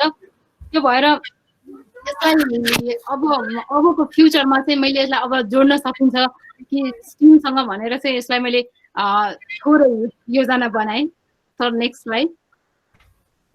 यसको उद्देश्य भनेको चाहिँ यो हामीले रियल लाइफ र जुन बुकसँगको ग्याप छ यसलाई चाहिँ यो इम्प्लिमेन्टेसनको चाहिँ मिनिमाइज गर्न सकिन्छ भन्ने मैले एउटा उद्देश्य राखेको छु भने अर्को चाहिँ विद्यार्थीहरूलाई चाहिँ यसले क्रिएटिभ थिङ्किङतिर लान सकिन्छ भन्ने दोस्रो मेरो अब्जेक्टिभ छ। र तेस्रो भनेको चाहिँ यसले चाहिँ फ्युचरसम्म यसको चाहिँ बेनिफिसियलसम्म हामीले कक्षा 1 देखि हामीले माथि कति धेरैसम्म प्रयोग गर्न सकिने देखेँ यसलाई। त्यसैले यसले चाहिँ एउटा क्वालिटी लाइफलाई पनि इम्प्रुभ गर्ने सम्मको योजना चाहिँ मैले यसमा राखेको छु। अब यति दिनको भनेर मैले अहिले यसलाई ठ्याक्कै भनेको छैन र यस्ता एक्टिभिटिजहरूमा चाहिँ के गर्दै जाने त भनेर फर्दर यसलाई चाहिँ मैले यसरी कनेक्सन गर्दै गएको छु। जस्तो यसलाई कोरिलेसन विथ साइन्स भनेर यसमा चाहिँ मैले के राख्ने भने साइन्ससँग जस्तो हामीले बोट बिरुवाहरू चाहिँ लगाउँदाखेरि पहिले बाँसको हामीले कल्पना गर्ने, त्यो बाँसबाट चाहिँ बाँसलाई पनि वैकल्पिक रूपमा चाहिँ कसरी लगाउन सकिन्छ। अब बाँस चाहिँ युज गरेर पनि थोरै ठाउँमा जस्तो यो चाहिँ अरू प्लान्टहरू पनि त्यसमा युज गर्न सकिने भयो। बाँसलाई चाहिँ हामीले लगाउँदाखेरि यसको बाँसबाट तरकारीहरू पनि उब्जाउन सकिन्छ, अल्टरनेटिभ पनि खोज्न सकिने भयो भन्ने कुरा एउटा यहाँ कोरिलेसन गर्न सकिन्छ भने अर्को बाँस आफैमा पनि कस्तो ठाउँमा चाहिँ बाँस प्लान्टिङ गर्दाखेरि हुन्छ भन्ने विद्यार्थीहरूलाई हामीले चाहिँ यसलाई फिल्डमै लगेर गर्न सकिन्छ। कस्तो ठाउँमा बिरुवाहरू रोप्नु जस्तो उनीहरूको अनुभवसँग सेयरिङ गरेर हामीले हेऱ्यौँ भने बाँस चाहिँ खोल्सामा पनि उम्रिन सक्छ, बाँस चाहिँ हामीले भुइँ पहिरोमा पनि लगाउन सक्छौँ भने यसले चाहिँ भुइँ हुनबाट पनि रोक्ने खालको एउटा गर्न सक्यो भने अर्को वातावरणीय पनि रोक्न सक्छ। बाँसबाट चाहिँ एउटा धेरै राम्रो कुराहरू चाहिँ हामीले विद्यार्थीले सिकाउन सक्छौँ र बेम्बो एउटा डेकोरेटेड सामानमा पनि युज गर्न सक्छौँ। बेम्बो प्लान्टिङ मात्रै नगरेर बेम्बोमा डेकोरेट गरेर अरू प्लान्टहरू लगाउन सक्छौँ हामीले बारीमा मात्रै नभएर अरू ठाउँमा पनि यसलाई हामीले सानो ठाउँमा पनि युज गर्न सक्छौँ भन्ने छ। अर्को कुरा चाहिँ हामीले यसलाई जब हामीले बाँसहरू प्लान्टिङ गर्छौँ, प्लान्टिङ गरिसकेपछि चाहिँ यसले वातावरणीय सुधारलाई सहयोग गर्छ एउटा त भने यसबाट पनि धेरै बेनिफिसियलहरू हामीले लिन सक्छौँ।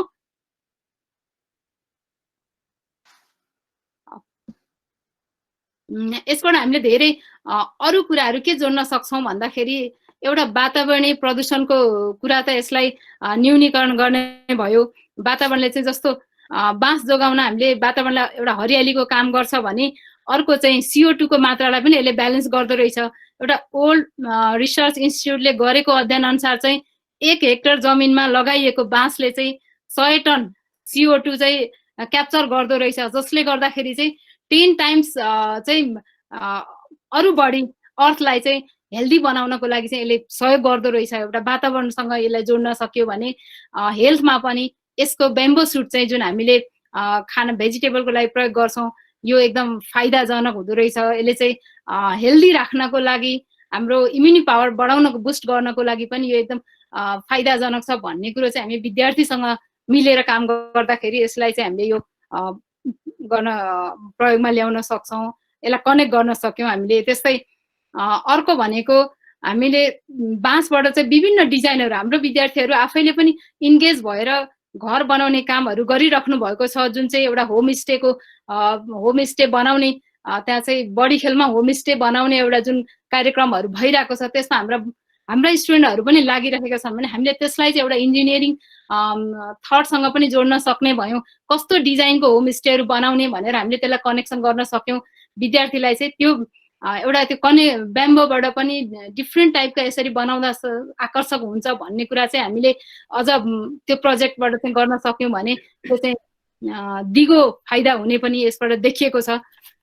त्यस्तै गरेर यसलाई हामीले टेक्नोलोजीसँग पनि जोड्न सक्छौँ होइन। टेक्नोलोजीमा पनि अब जस्तो नेटहरू सर्च गरेर इन्टरनेटहरूमा के भइरहेछ त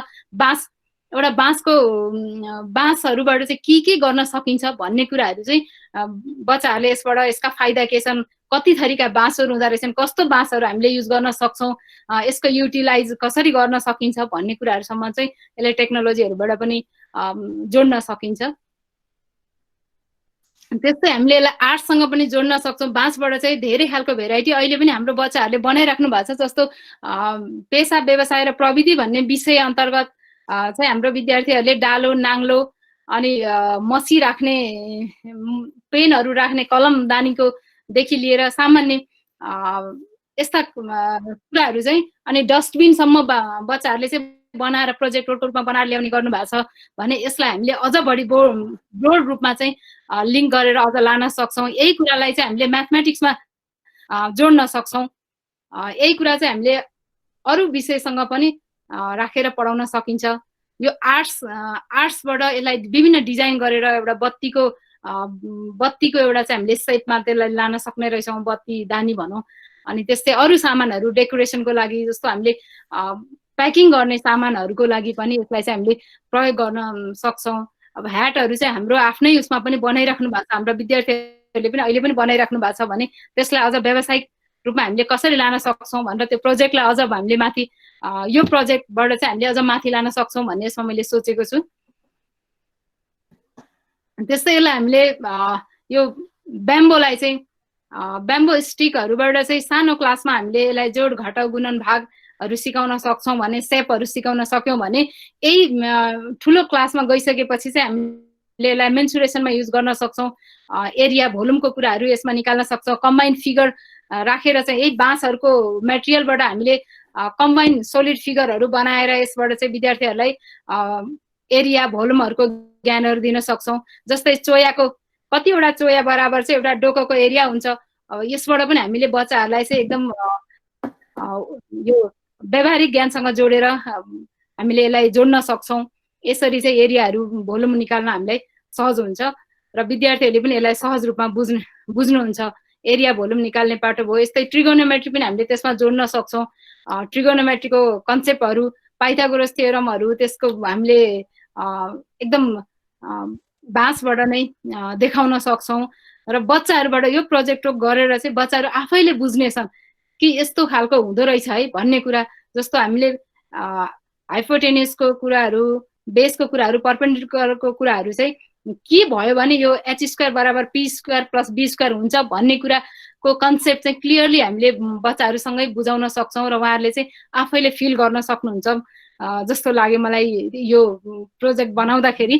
त्यस्तै यसलाई चाहिँ हामीले अब ब्याम्बो चाहिँ एउटा सस्टेनेबल डेभलपमेन्टको लागि पनि एउटा हामीले यसलाई ठुलो रूपमा लिन सक्छौँ।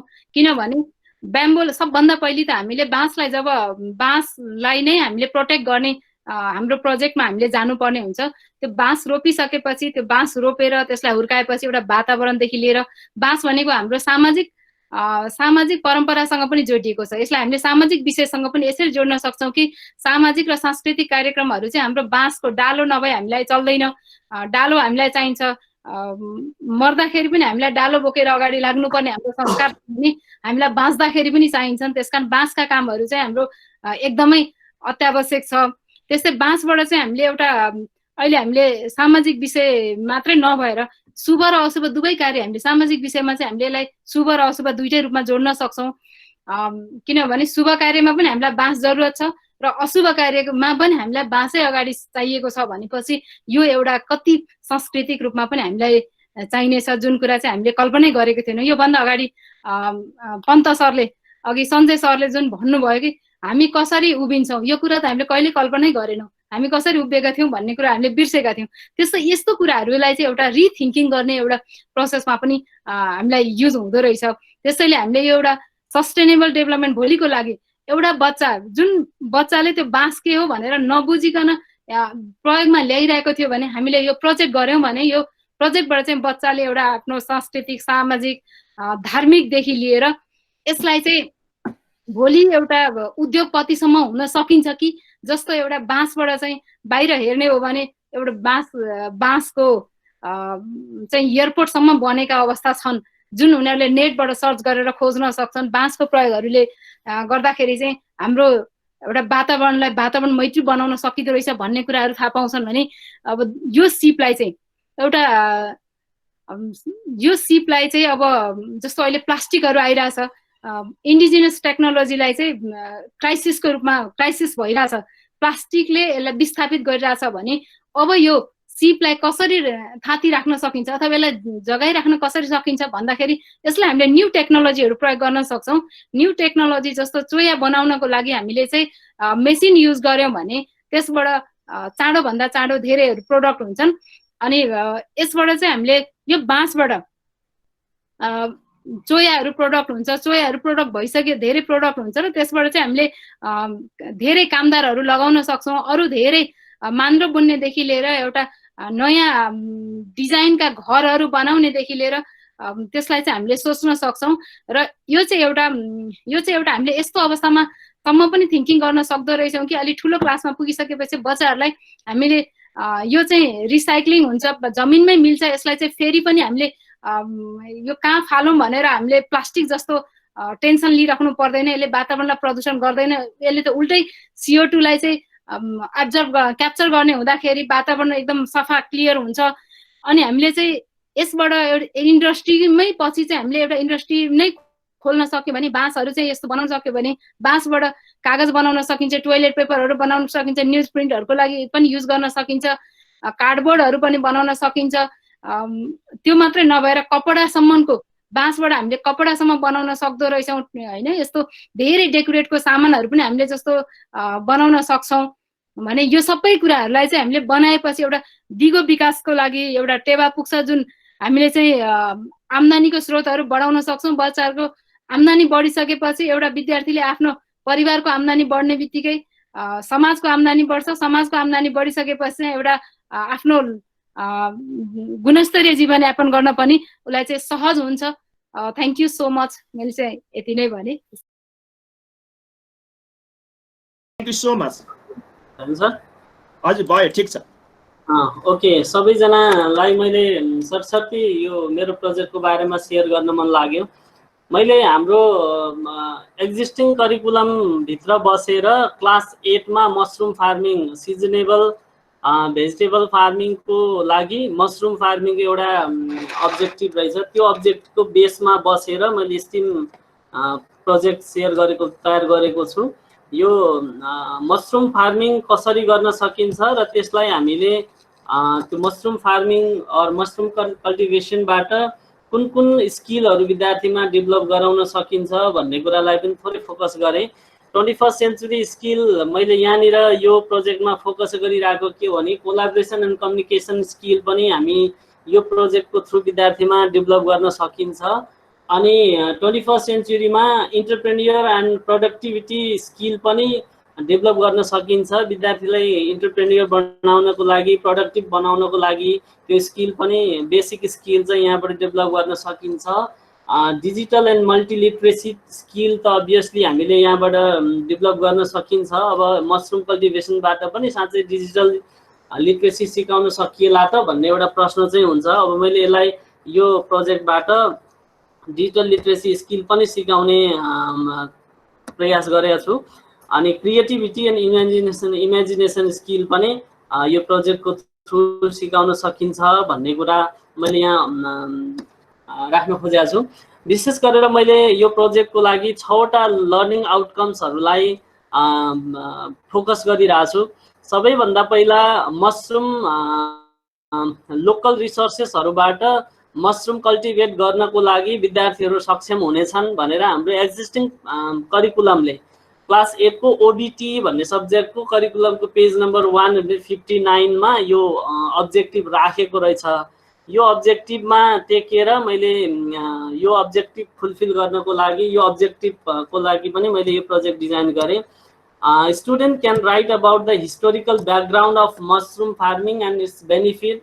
मसरुम को हिस्टोरिकल बैकग्राउंड को बारे में अनि मसरुम को बेनिफिट को बारे में पनि सिक्न सक्ने छन्। Identify at least 2 types of mushroom farming around the world and nutritional values.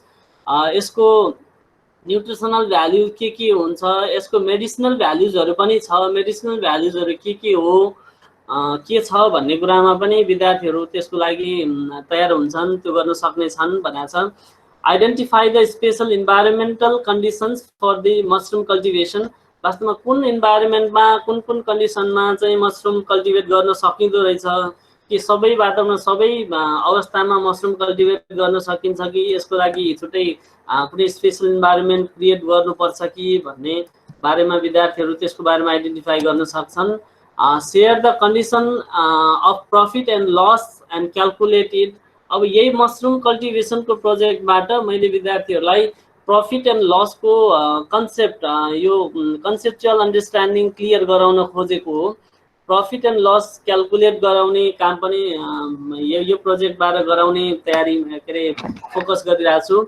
Identify the area and volume of solid object. जुन क्लास 8 मैको 8 कै म्याथमेटिक्समा पनि हामीले सर्टेन फिगर सोलिड अब्जेक्टहरुको एरिया एन्ड भोल्युमहरु क्याल्कुलेट गर्नुपर्ने हुन्छ। यो एरिया एन्ड भोल्युमको कन्सेप्ट अनि त्यसको क्याल्कुलेसन पनि यो प्रोजेक्टबाट सिकाउन सकिन्छ भन्ने मेरो प्रोजेक्टको मुख्य काम हो। मैले सरसर्ती यहाँ केही एक्टिभिटीहरु जो डिजाइन गरेको छ, केही एक्टिभिटीहरु डिजाइन गरेको एक्टिभिटीहरुलाई फेज 1, फेज 2, फेज 3 तीनवटा फेजमा के गर्ने त यो इन्टायर प्रोजेक्टमा विद्यार्थीहरु के गर्छन्, कसरी यो प्रोजेक्टलाई कम्प्लिट गर्छन् भन्ने मैले यसको सर्ट डिस्क्रिप्सन लेखेको छु।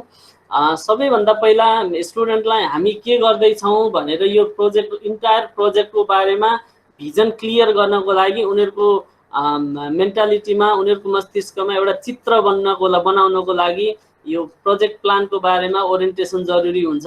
हामी यो गर्दै छौं, यसरी यो प्रोजेक्टलाई रन गर्दै छौं, यो प्रोजेक्टबाट हामीले यो कुराहरु सिक्छौं भनेर उनीहरुको मस्तिष्कलाई पहिल्यै रेडी गराउनको लागि हामीले यो प्रोजेक्ट प्लानको बारेमा ओरिएन्ट गर्छौं सबैभन्दा पहिला।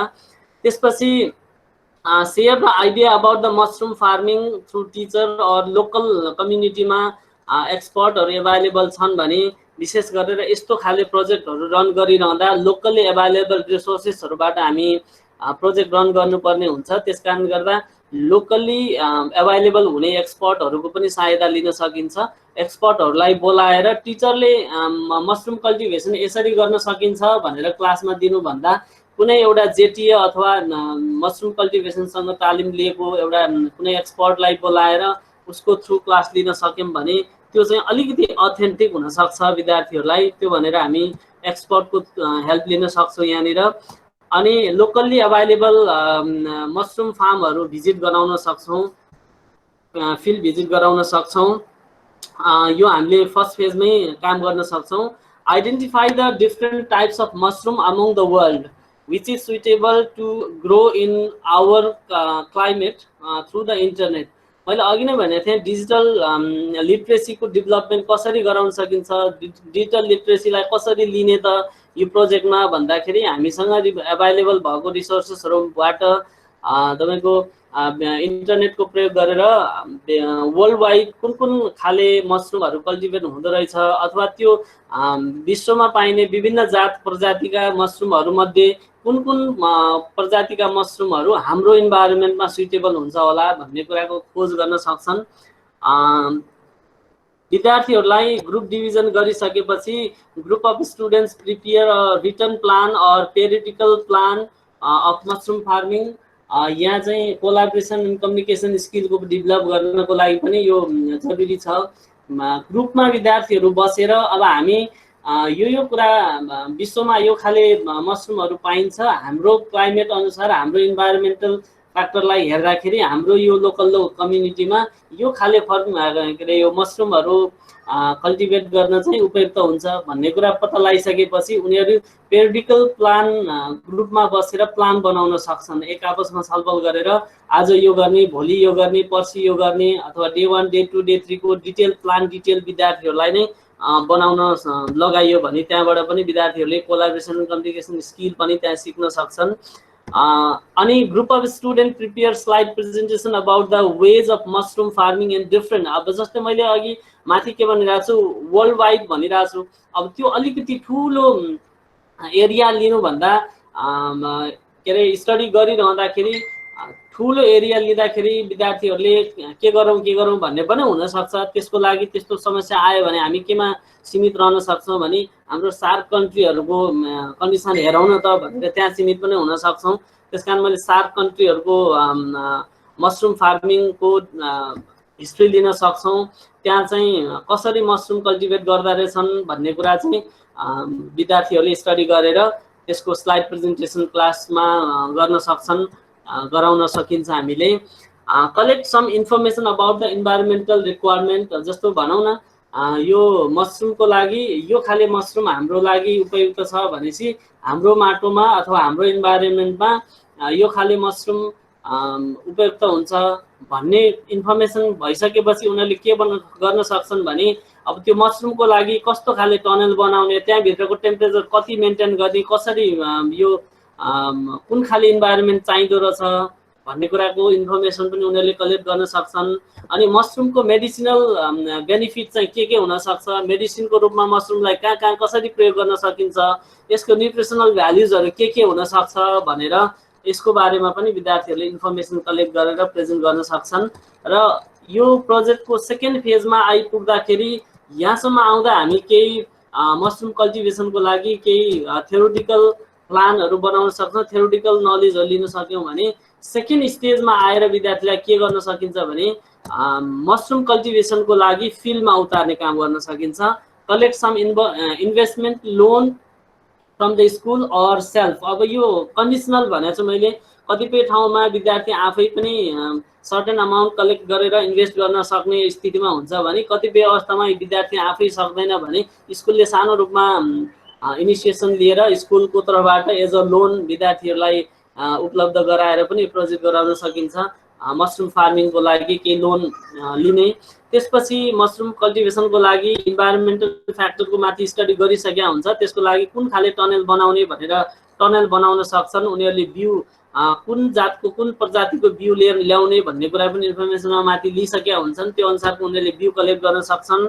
त्यसपछि लोकली एभाइलेबल धानको परालमा गहुँ के अरे यो मसरुम उत्पादन गर्ने हो अथवा गहुँको भुसमा मसरुम उत्पादन गर्ने हो, के गर्ने हो, त्यसको आधारमा उनीहरूलाई चाहिने सामानहरू कलेक्ट गर्न सक्छन्। त्यसपछि मसरुमको लागि मैले यहाँ बकेट भनेको छु, मसरुमको त्यो के अरे यो सिलिन्ड्रिकल सेपको डल्ला बनाउने भन्छ हामी, त्यो डल्ला बनाउन सक्छन्। अनि त्यसपछि टनल बनाउन सक्छन् र टनलभित्र त्यो मसरुमको सिडहरू प्याक गरेको बकेटहरूलाई लोड गरेर राख्ने काम गर्छौँ। त्यसपछि हरेक दिन विद्यार्थीहरूले क्रमिक रूपमा पालो गरेर त्यो प्रोजेक्टमा उनीहरूले पानी लगाउने अथवा फङ्गीको उत्पादन भइसकेपछि त्यो प्लास्टिकहरू त्यहाँ कसरी रिमुभ गर्ने भन्ने कुरा तिनीहरूले गराउँदै गइरहेका हुन्छन्।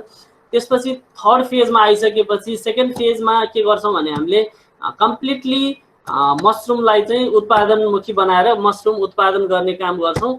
यहाँनिर हाम्रो लगभग सेकेन्ड फेज चाहिँ लगभग हाम्रो 22 देखि 35 दिनसम्मको फेज हुन्छ।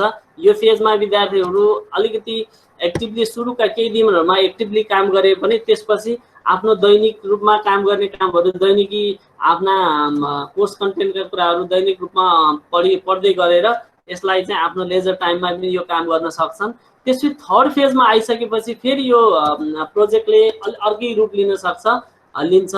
थर्ड फेजमा कल्टिभेट भइसकेको जो मसरुम उत्पादन भइसकेको मसरुमलाई चाहिँ उनीहरूले लोकल्ली एभाइलेबल मार्केटमा लानको लागि प्याकेजिङको काम गर्छन्। कस्तो कस्तो खाले प्याकेटहरू बनाउने, कुन खाले प्याकेटमा अथवा कुन खाले झोलामा कति मात्रामा मसरुम राख्ने भनेर त्यो क्यालकुलेट गरेर उनीहरूले प्याकेजिङ गर्छन् र लोकल्ली एभाइलेबल मार्केटहरूमा, हाट बजारमा अथवा स्कुलको नजिकमा भएको मार्केटमा कहीँ पनि लगेर उनीहरूले त्यसलाई सेल गर्न सक्छन्।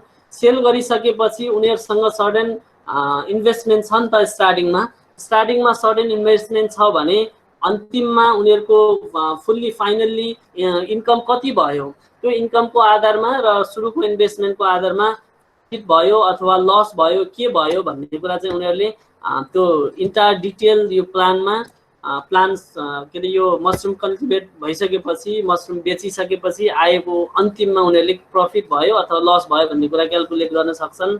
त्यसपछि उनीहरूले के गर्न सक्छन् भने ग्रुपमा मसरुम फार्मिङको लागि अहिलेसम्म गरिएका टोटल प्रोसेस के गरियो, कहाँबाट प्रोजेक्ट सुरु गरेर कहाँ गएर अन्तिम भयो, हामीले यहाँ के कुरा सिक्न सकियो भन्ने कुराको सम्पूर्ण कुराहरूमा ग्रुपमा रिफ्लेक्सन लेख्ने काम गर्न सक्छन्। अनि त्यसपछि भिडियो बनाउने काम, भिडियोलाई राखिरहेको भिडियोहरूलाई कम्पाइल गर्ने काम, डकुमेन्ट्री बनाउने काम, रिटर्न रिपोर्ट अनि फोटोजहरू, यो सबै कुराहरू उनीहरूले ग्रुपमा रिफ्लेक्ट गर्ने काम गर्छन्, कलेक्ट गर्ने काम गरेर यो प्रोजेक्टलाई एन्ड गर्छन्। अब यसरी सरसर्ती हेर्दाखेरि हाम्रो स्टिम पेडागोजी अनुसार यो कुन सब्जेक्टलाई मसरुम फार्मिङबाट हामी स्टिम पेडागोजीमा कुन कुरा कहाँ सिकाउन सकियो त भन्ने कुरालाई सरसर्ती मैले सब्जेक्ट वाइज लिस्ट आउट गरेको छु। जस्तो हाम्रो साइन्समा मसरुम फार्मिङबाट सबैभन्दा राम्रो त फङ्गीको बारेमा स्टडी गराउनको लागि यो मसरुम फार्मिङ एकदम राम्रो उपाय हुन सक्छ। त्यहाँबाट हामीले फङ्गीको बारेमा विद्यार्थीलाई त्यही प्रोजेक्ट अन्तर्गत नै सिकाउन सक्छौँ। इन्भाइरोमेन्टल फ्याक्टरको बारेमा हामी सिकाउन सक्छौँ। त्यसपछि त्यही medicinal and nutritional values of mushroom यसको बारेमा त्यहाँ सिकाउन सक्यौँ। त्यसपछि मैले अघि एउटा यो फिल्ड भिजिटको कुरा गरिरहेको थिएँ। फिल्ड भिजिट जाँदा हामी साइन्स भनिरहँदा हाम्रो सोसल साइन्स पनि एउटा सोसल साइन्सको रूपमा सोसल साइन्सको कन्टेन्टलाई पनि यहाँ थोरै लिङ्क गर्न सकिन्छ। त्यहाँ फिल्ड भिजिट जाँदाखेरि लोकल कम्युनिटीसँग भएको कल्चरको बारेमा स्टडी गर्न सक्छ अथवा क्रस कल्चरल के अरे यो सेयरिङ पनि हुनसक्छ नि। एउटा कम्युनिटीको विद्यार्थी अर्को कम्युनिटीमा भएको एउटा मसरुम फार्ममा पुग्न सकियो अथवा त्यो ठाउँमा लान सकियो भने पनि त्यहाँ क्रस कल्चरल स्टडी पनि गराउन सकिन्छ, क्रस कल्चरल सेयरिङ पनि गराउन सकिन्छ। त्यसपछि टेक्नोलोजीको बारेमा, टेक्नोलोजी त अब यहाँ बच्चाहरूले डिजिटल टुलहरू जति पनि प्रयोग गरिरहेछ, प्रेजेन्टेसन बनाउनदेखि लिएर इन्टरनेटमा इन्फर्मेसन सर्च गर्ने कुरादेखि लिएर फोटो भिडियो खिच्ने, फोटो भिडियोहरू कलेक्ट गर्ने कुरादेखि लिएर त्यहाँ पनि हामीले टेक्नोलोजीको प्रयोग गर्न सक्छौँ भने लोकल्ली एभाइलेबल टेक्नोलोजिजहरू के हुन् त, कुन टेक्नोलोजी प्रयोग गरेर हामीले मसरुम कल्टिभेट गर्न सक्छौँ भन्ने कुरामा टेक्नोलोजीको बारेमा स्टडी गराउन सक्छौँ। इन्जिनियरिङमा हामी के हजुर सर अब अलिक छोटो पार्नु है सर चन्द्र सर, धेरै राम्रो छ हजुरको प्रोजेक्ट। अब एकदम सक्न लाग्छ मैले। अब इन्जिनियरिङमा हामी टनेलको डिजाइन एउटै खाले कुन खाले टनेलहरू डिजाइन गर्न सक्छौँ, फिल्डको जुन ठाउँमा चाहिँ मसरुम कल्टिभेट गर्न लगाएको थालेको फिल्ड हो अथवा ग्राउन्ड हो अथवा क्लासरुम हो, कुन ठाउँमा हामी मसरुम कल्टिभेट गर्छौँ त्यो फिल्डको डिजाइनिङमा पनि हामी जान सक्छौँ। त्यहाँ पनि इन्जिनियरिङको पार्टलाई हामीले लर्न गराउन सक्छौँ विद्यार्थीहरूलाई। त्यसपछि इन्टायर फर्म भिजिट गरिरहँदाखेरि त्यहाँको फर्मको डेकोरेसनदेखि लिएर फर्मको इन्टरनल र यो एक्सटर्नल एस्थेटिक लुक्सलाई पनि आर्ट्सको रूपमा त्यसको सजावट कसरी गर्न सकिन्छ, त्यहाँको बाहिरको ग्राउन्डदेखि लिएर त्यहाँको भित्रको इन्टरनल सजावट कसरी गर्न सकिन्छ, कसरी यो फर्मलाई चाहिँ एट्र्याक्टिभ बनाउन सकिन्छ भन्ने कुरामा पनि हामी आर्ट्स इनरोल गर्न सक्छौँ भने म्याथमेटिक्स त मैले अघि नै भनिहालेँ, इनिसियल इन्भेस्टमेन्ट र फाइनल अर्निङको आधारमा हामीले प्रफिट एन्ड लसको कन्सेप्ट त्यहाँ पढाउन सक्छौँ, त्यहाँ दिन सक्छौँ विद्यार्थीहरूलाई।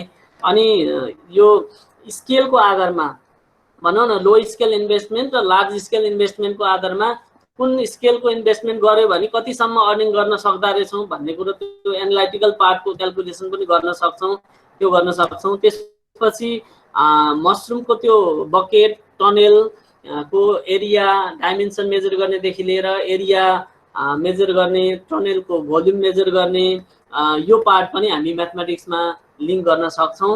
र इन्टायर यो करिकुलममा के हुन्छ भने इभ्यालुएसन पनि अर्को मेन इम्पोर्टेन्ट पार्ट हो। हामीले प्रोजेक्ट रन गरिरहँदा स्टुडेन्टको प्रेजेन्टेसनबाट पनि यो प्रोजेक्टको इभ्यालुएट गर्न सक्छौँ। स्टुडेन्टको असाइनमेन्ट्सहरू हुन्छ, रिफ्लेक्सनहरू मैले अघि नै भनेको छु, विद्यार्थीहरूले रिफ्लेक्सन लेख्ने काम गरिरहेको हुन्छ। रिफ्लेक्सनहरूबाट पनि विद्यार्थीको लर्निङको इभ्यालुएट गर्न सकिन्छ। फिडब्याकहरू अथवा क्वेसनायरहरूबाट पनि विद्यार्थीको इभ्यालुएसन गर्न सकिन्छ। त्यहाँ पक्कै पनि हामी टिचर्सहरू अथवा एक्सपर्टहरू अथवा कोही भिजिटरहरू अब्जर्भेसन गर्न आउने अब्जर्भरहरू हुन्छ, उनीहरूको रिपोर्टबाट पनि प्रोजेक्टको इभ्यालुएट गर्न सकिन्छ। र ओभरअल्ली फार्मिङको रिजल्ट अथवा आउटपुट कस्तो आयो त्यहाँबाट पनि ओभरअल यो प्रोजेक्टको इभ्यालुएसन गर्न सकिन्छ। यसरी मैले क्लास 8 मा विद्यार्थीहरूलाई मसरुम फार्मिङ पढाइरहँदाखेरि कसरी हामी यो स्टिम पेडागोजीमा पढाउन सक्छौँ भन्ने एउटा सानो इक्जाम्पल यहाँहरू समक्ष पेश गरेँ। Thank you very much. सबैलाई धेरै धेरै धन्यवाद। अहिले चाहिँ विनोद सरले भनेअनुसार चाहिँ नमस्कार, म चाहिँ पर्वत ढुङ्गाना, म त केयुमै हुने गर्थेँ, अब अहिले चाहिँ यहाँ बाहिर छु। मैले सानो तपाईँहरूसँग यसो भलाकुसारी मात्रै गर्छु, खासै स्टिमको बारेमा केही कुरा गरौँ भन्नुभएको हुनाले उहाँले स्टिम स्टेम जे भने पनि सुरुमा म तपाईँहरू सबैजना 100 जना हुनुहुन्छ, म 100 जनाहरूसँगै 5 मिनटभित्र अन्तर्क्रिया गर्ने प्रयास गर्छु। त्यसको लागि तपाईँहरू अलिकति किबोर्डको छेउमा आउनु होला है त। त्यो हुँदाको लागि चाहिँ के गर्नु पर्यो भने मेरो स्क्रिन देख्नुहुन्छ है तपाईँहरूले? मेरो स्क्रिन देख्दै हुनुहुन्छ? देखिन्छ? menti.com menti.com मा जानुस् र त्यो 773069 भन्ने कोड हान्नुस् न। अनि त्यहाँ which of the following you have heard भनेर सोधेको छ, त्यहाँ मध्ये तपाईँलाई कुन कुन सुन्नु भएको छ त्यो राइट लगाउनुस् न है। जानुभयो menti.com मा? तपाईँहरू menti.com मा जानुभयो भने तपाईँहरूले यस्तो देख्नुहुन्छ है। त्यो पासवर्ड हालिसकिसकेपछि मैले फेरि त्यो देखाएँ है त पासवर्ड, यो 773069 हान्नुस् त। मैले च्याटमा लेखाएको छु सर। 773069 हान्नुस् menti.com मा गएर। त्यस पछाडि तपाईँले यो देख्नुहुन्छ which of the following you have heard before भनेर। यो पहिला तपाईँले कुन कुन सुन्नु भएको थियो त्यो सबैमा राइट लाउनुस् न। STEAM, STEM, STE, STREAM, STREAMS, STEAMM र STEMS र अन्तिममा सबमिट गरिदिनु होला। सबै साथीहरूले पुग्नुभयो यहाँ? तपाईँहरूको रिजल्ट देखिँदैछ तपाईँहरूको स्क्रिनमा। तपाईँहरूले भोट गर्नुभयो, 31 जनाले हाल्नुभयो भोट। तपाईँको 35 जनाको रेस्पोन्स आयो, 37 जना, 40, 44 जनाको, 45 जनाको। मेरो स्क्रिन देख्नुहुन्छ है? देख्छौँ सर, देख्छौँ। भनेपछि हामी सबैभन्दा धेरै जानकार चाहिँ स्टेममा रहेछौँ है। त्यस पछाडि स्टेममा रहेछौँ।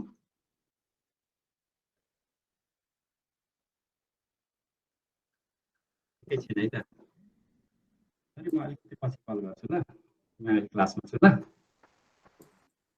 पछि कल गर्छु है छोरी, म क्लासमा छु ल, पछि कल गर्छु है। 15 जना मात्रै आइपुग्नुभयो तपाईँहरू।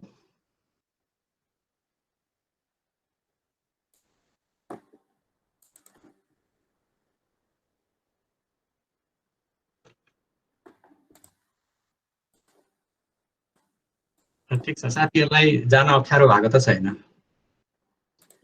त्यसपछि ग्रुप रेस्पोन्स र थोरै समयमा हामीले धेरैको रेस्पोन्स लिने। अब एनोनिमिटी मार्क हुन्छ, यो यस्तो साइटहरू धेरै छ तपाईँको क्विज चलाउनेदेखि लिएर। यो एउटा मेन्टीको एक्जाम्पल लियौँ हामीले। अहिले खालि हेर्न खोजे तपाईँहरू मध्ये कति जानकार हुनुहुन्छ भनेर यो विषयमा।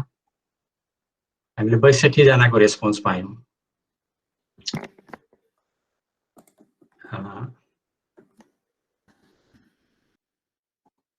ल धन्यवाद।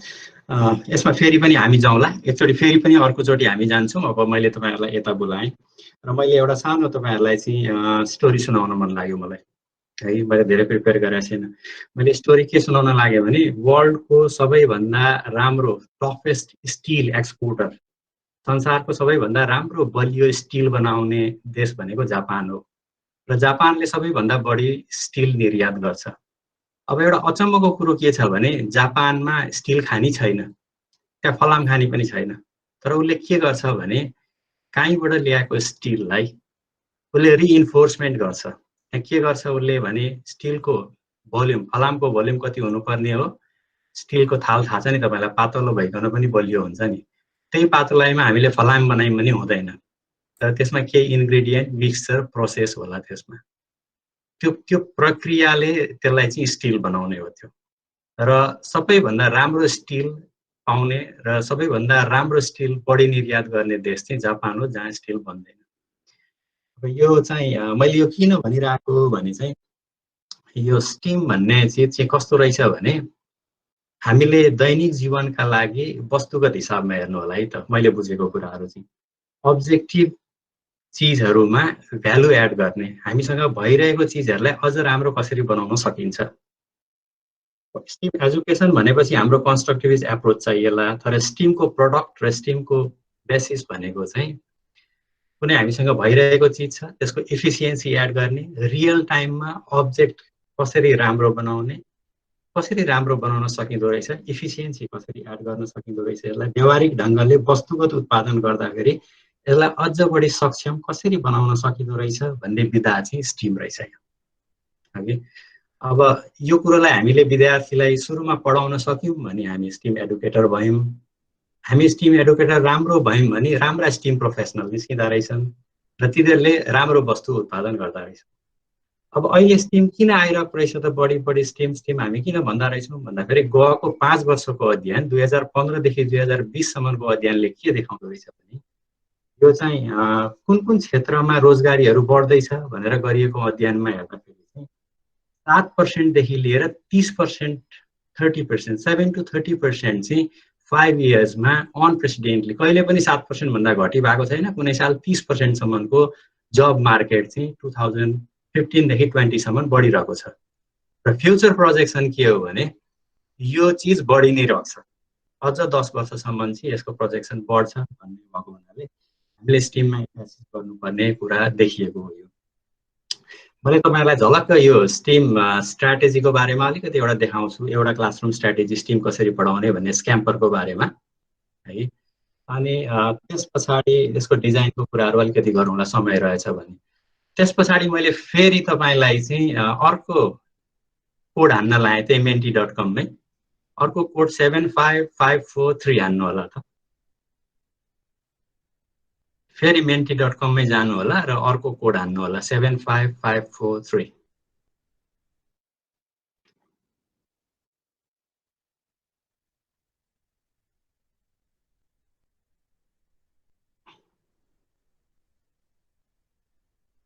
अनि त्यहाँ तपाईँलाई मन लागेको शब्द लेख्नु होला नि।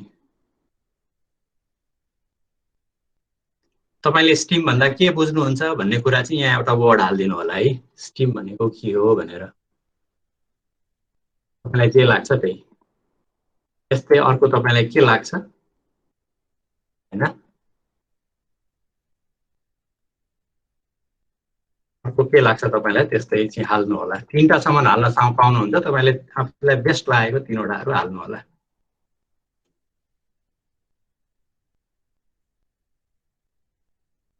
तपाईँले हालेका शब्दहरू आयो, यो हामी वर्ड क्लाउड भन्छौँ, एउटा ग्राफिक्सको तरिका हो यो।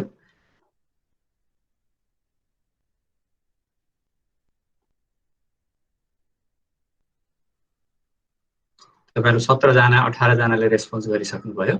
यो एउटा तपाईँहरूसँग छिटो अन्तर्क्रिया गर्ने माध्यम हो। इन्टिग्रेसन भन्ने शब्द अहिलेसम्म सबैभन्दा धेरैले हाल्नु भएको छ, क्रिएटिभिटी हाल्नु भएको छ धेरैले, मल्टिडिसिप्लिनरी हाल्नु भएको छ। अहिलेसम्म मलाई 27 जनाले हाल्नु भएको छ, यहाँ 31 जनाको आयो। एकैछिन हेर्न चाहेँ मैले। हामी स्टिमको परिभाषा बनाउँदैछौँ।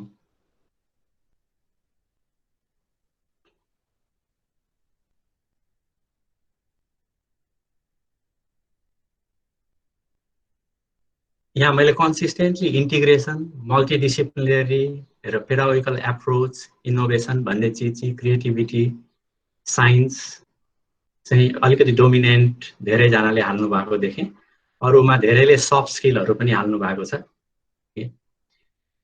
एजुकेसनको पर्सपेक्टिभबाट सफ्ट स्किलको एस्पेक्टहरू धेरै आउला, प्रोफेसनल पर्सपेक्टिभबाट हार्ड स्किल बढी आउला। अघि मैले भने जस्तो अब्जेक्टिभ वर्ड होला। धन्यवाद। अब तपाईहरुले यसलाई आफ्नो आफ्नो हिसाबमा अनलाइन पर्सपेक्टिभमा एजुकेसनल टेक्नोलोजी प्रयोग गर्ने तरिकाले प्रयोग गर्न पनि सक्नुहुन्छ। र मैले तपाईहरुलाई अघि भने अब स्टिम पढाउने एउटा तरिकामा मैले तपाईहरुलाई शेयर गर्छु भनेको थिएँ। मैले त्यो एउटा सट्ट तरिका चाहिँ हामी एउटा मोडल भन्छौँ, यसलाई स्क्याम्पर मोडल भन्छौँ। स्क्याम्पर मोडल मैले यहाँ झलक्क मात्रै देखाएँ, अब यसको बारेमा तपाईहरु आफै अध्ययन गर्नु होला। स्टिम टिचिङ लर्निङमा चाहिँ एकदमै पपुलर मोडल हो यो। तपाईले स्टुडेन्टलाई केही दिनुहुन्छ र तपाईले त्यहाँबाट चाहिँ स्क्याम्पर मोडल युज गरेर त्यसलाई के गर्न सकिन्छ भन्ने चीज गर्नुहुन्छ। तपाईहरु यो सकिसकेपछि के गर्नु होला भने अनलाइनमा गएर एउटा चाहिँ स्विस नाइफ किन्न ट्राई गर्नु होला। अनि स्विस नाइफ किन्दा फेरि तपाईहरुले यो भइरहेकै छ, ठिकै छ। एकैछिन मैले अब साथीहरुलाई यता आउन भने मैले 56 जना साथीहरु हुनुहुन्छ। धन्यवाद। एउटा सामान किन्दा फेरि हामी कति आयामहरुलाई हेर्छौं? तपाईलाई स्विस नाइफ थाहा छ नि? स्विस नाइफ थाहा छ नि साथीहरुलाई? मैले स्विस नाइफ देखाउन खोजेँ है त।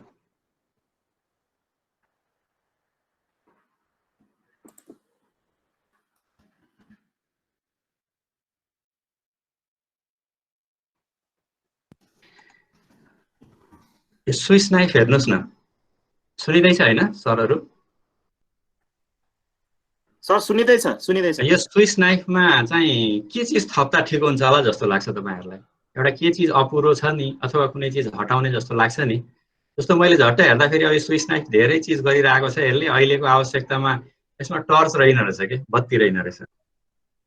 यो स्विस नाइफमा चाहिँ बत्ती एड गर्न सकिन्छ नि त। यसको उपयोग पनि बढ्ने भयो। अथवा कसैलाई बत्ती चाहिँदैन, कुनै चीजहरु चाहिँदैन। यसरी भइरहेको चीजहरुलाई चाहिँ आफ्नो अनुरूप यसलाई अझ सक्षम बनाउने प्रक्रिया नै चाहिँ स्टिम रहेछ। अब यो चाहिँ कम्प्याटिबिलिटी पर्सपेक्टिभबाट पनि हेरिदो रहेछ। हाम्रो आवश्यकताहरु फेरिदै जाने रहेछ। र मैले अब अन्तिममा चाहिँ स्क्याम्पर मोडल अलिकति मैले हल्ला गरेँ। अब त्यो तपाईहरुले आफैले अलिकति बढी सोच्नु होला। त्यसपछि यो स्ट्र्याटेजीहरु कसरी डेभलप गरिन्छ त स्टिममा भन्ने पनि प्रक्रियाहरु छ। त्यसमा अगाडि पनि सरहरुले कुरा गर्नु भएको छ। यसमा हेभेल भन्ने पहिला डिजाइन बेस्ड रिसर्च मोडल भन्ने यो रिसर्च गर्ने तरिकै क्लासरुम साइन्समा डीबीआर मोडल भन्छ। तपाईले चाहिँ जर्नलहरुमा हेर्नुभयो भने चाहिँ डिजाइन साइन्स रिसर्च पनि भन्छ, कसैले डीएसआर भन्छ, कसैले डीबीआर भन्छ। डिजाइन साइन्स रिसर्च र design based research. Design based रिसर्चमा चाहिँ तीनवटा हुन्छ। एउटा इन्भाइरोन्मेन्ट स्टडी हुन्छ, एउटा तपाईको चाहिँ डिजाइन फेज हुन्छ जसमा इटरेसन साइकलको कुराहरु आउने रहेछ। अनि त्यसपछि अर्को चाहिँ प्रोडक्टलाई चाहिँ कन्सोलिडेट गर्ने फेज हुँदो रहेछ हैन। त्यसमा चाहिँ अगाडिको प्रेजेन्टेसनमा पनि मैले यो थीम लेखेको थिएँ। मैले अहिले खाली के भने डीबीआर को बारेमा पनि जानकारी राख्नुस्। स्टिम पेडागोजी डेभलप गर्ने भए स्क्याम्पर चाहिँ धेरै पपुलरली युज हुने मोडल भएको हुनाले यो हाम्रो प्रोजेक्ट बेस्ड लर्निङ भने जस्तै स्टिममा स्क्याम्पर मोडल एकदमै युज हुन्छ। स्क्याम्पर मोडलको साथमा यति भनिसकिसकेपछि अब मैले लास्टमा चाहिँ तपाईहरुलाई चाहिँ फेरि अर्को ठाउँमा लगेँ। त्यहाँ चाहिँ तपाईहरुले फेरि मेन्टीमा जानु होला र 724578 कोड हाल्नु होला। अनि त्यसमा चाहिँ एउटा सेलेक्ट गर्नु होला। तपाईले आफुलाई के भन्न रुचाउनुहुन्छ? What would you like to be called for you? तपाई स्टिम प्रोफेसनल हो कि स्टिम एडुकेटर हो कि माथिका दुवै हो कि कुनै पनि होइन?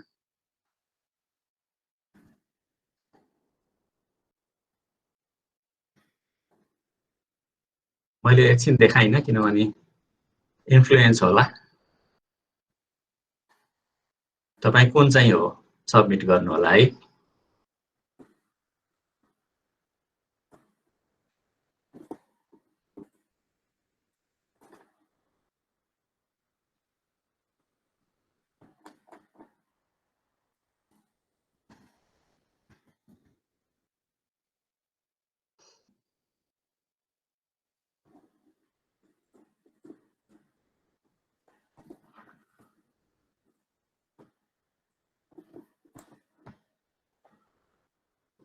विनोद सर, यो भोट चल्दै गर्ला होइन, मैले देखाउँला, हेर्न मन हुन्छ हेरौँला। अहिलेलाई चाहिँ मैले तपाईँले दिएको समयको हिसाबले हस् थ्याङ्क यू मैले सर, बिट माने सर है त। सरलाई धेरै धेरै धन्यवाद। हाम्रो फेरि 3 बजे पनि उता क्लास छ, सरहरूको उहाँहरूको समय पनि 3:30 सम्म ल्याएको हुनाले मैले सरलाई धेरै धेरै धन्यवाद। हामी सम्पर्कमै रहिहाल्छौँ। मैले यहाँहरूलाई हिजो र अस्ति जस्तै गरी मैले गुगल फर्ममा पर्व सर हजुरले पनि जान सक्नुहुन्छ। गुगल डकमा 5वटा क्वेसन्स बनाएको छु। हजुरहरूले भर्दै गर्दाखेरिमा हजुरहरूले कृपया अरू साथीहरूले एकछिन पछि त्यहाँ फेरि क्लिक गरिदिनु होला। अब म 2 मिनट मात्र लिन्छु, त्यसपछि म डिन सरलाई रिक्वेस्ट गर्छु। मैले यो रिसोर्स मेटेरियलको कुरा आएको हुनाले कहाँ छ पर्व सर, हजुरले स्टप गरिदिनु होला अब स्क्रिन सेयरिङ। हजुरहरू अब छोटो समय हजुरहरू त्यहाँ गुगल डकमा भर्दै पनि गर्नु होला। मैले यहाँलाई अब अन्तिममा देख्नुहुन्छ मेरो स्क्रिन? देख्नुहुन्छ? कसैले बोलिदिनुहोस् त। ओके, मैले के भने एउटा हामी काठमाडौँ विश्वविद्यालय स्कुल अफ एजुकेसन विशेषतः हामी स्टिम एजुकेसनमा काम गर्ने साथीहरू र अरू धेरै अर्गनाइजेसन मिलेर यो ग्लोबल स्टिम टुल किट भनेर बनाएको छौँ। म यो सबै रिसोर्स हजुरलाई इमेलमा पनि पठाउँछु। मैले के मात्र देखाउन खोजेँ भने यहाँ हुन त ए छैन, यो टेक्निकल कारणले उहाँहरूले एसटिइएम भन्ने मात्र नाम राख्नु भएको छ। यसमा धेरै किसिमका चाहिँ यस्ता हिजो मैले सेयर गरेको एउटा लेसन प्लान पनि यहीँबाट हो, यो फ्रीली अभाइलेबल छ, हजुरहरू गर्न सक्नुहुन्छ। अर्को धेरै साथीहरूले चाहिँ अब यो हामीले 2-3 दिनसम्म छलफल त गऱ्यौँ। अब यसमा यो के हो, एकाडेमिक कहाँ कसरी सुरु भएको छ, तपाईँहरूले सुरु गर्नुभयो कि अन्त पनि के छ कसो छ थोरै सेयर गर्नुहोस् न भने हुनाले म सरसर्ती साइडमा मात्र म देखाउँछु। यहाँहरूले हेर्नुभयो भने यदि यहाँहरूलाई के एकाडेमिक आर्टिकल राख्न मन लाग्यो भने पनि integrated perspective in STEAM journal भन्ने स्टिम जर्नल नै धेरै चाहिँ अहिले निक्लिन थालिसकेका छन्। मैले 1-2वटा मैले दिएँ। त्यसै सन्दर्भमा हामीले स्कुल अफ एजुकेसनले पनि भर्खर e journal of transformative STEM education भनेर स्पेसल्ली तपाईँको एमफिल पिएचडी गर्दै गरेका र स्कुलमा पढाउने टिचर एजुकेटरहरूले उहाँहरूको प्र्याक्टिसहरूलाई कसरी लेख्नुहुन्छ भनेर चाहिँ एउटा प्लेटफर्म हामीले तयार गरेका छौँ। तपाईँहरूले यसमा पनि आफ्ना आर्टिकलहरू सबमिसन गर्न सक्नुहुनेछ। हाम्रो स्कुल अफ एजुकेसनकै साइटमा गएर हेर्नुभयो भने तपाईँले ट्रान्सफर्मेटिभ स्टिम एजुकेसन्स भनेर देख्नुहुन्छ। हाम्रो निरोज दाहाल सरले यसलाई अलिकति कोअर्डिनेट गरिरहनु भएको छ। र अर्को साथीहरूले के पनि सोध्नु भएको छ भने यो के हो त तपाईँहरूले सुरु गर्नुभयो कि भनेर मैले यसो सरसर्ती एक्जाम्पल मात्र ल्याएको। वर्ल्डमा तपाईँ हेर्नुहोस् अरू युनिभर्सिटीले पनि मास्टर्स अफ एजुकेसन अब स्टिम भनेर यसरी सुरु गर्दा रहेछन्। धेरै तपाईँहरूले खोज्न सक्नुहुन्छ। अब आफै पनि के रहेछ यो भने यो विषयमा के पढाइ हुँदो रहेछ भनेर खोज्नुहोस्। अब अर्को फाइनली भन्ने चाहिँ master of arts in education भनेर स्टिम एजुकेसन। अहिलेसम्म चाहिँ हामीहरू म्याथ पढ्या, इङ्ग्लिस पढ्या होइन, तपाईँको चाहिँ अरू विषय पढ्या भन्थ्यो। अब चाहिँ अब एमएड इङ्ग्लिस स्ट्रिममा अथवा होइन एमए स्ट्रिममा भनेर वर्ल्डमा धेरै ठाउँमा आइसकेका छ। यहाँ पनि तपाईँले स्टिम एजुकेसनका कोर्सेसहरू भनेर अरू युनिभर्सिटी राख्छन्। त्यसै सन्दर्भमा मैले अन्तिममा यो मेरो स्लाइड म यहाँलाई के देखाउँछु भने हाम्रोमा 4वटा डिपार्टमेन्ट छ। हरेक डिपार्टमेन्टमा आफ्ना आफ्ना प्रोग्रामहरू छन् र हामीले चाहिँ तपाईँको पिएचडी इन स्टिम एजुकेसन 2019बाट सुरु भयो। एमफिल इन स्टिम एजुकेसन पनि 2019बाट सुरु भयो। त्योभन्दा अगाडि हामीले 6 वर्ष चाहिँ लगातार एमफिल इन म्याथ एजुकेसन गऱ्यौँ। अनि धेरै साथीहरूले चाहिँ अलिकति इन्टिग्रेटेड गर्नु पर्यो, अब म्याथ इङ्ग्लिस मात्र भनेर भएन भनेर स्टिममा गयौँ।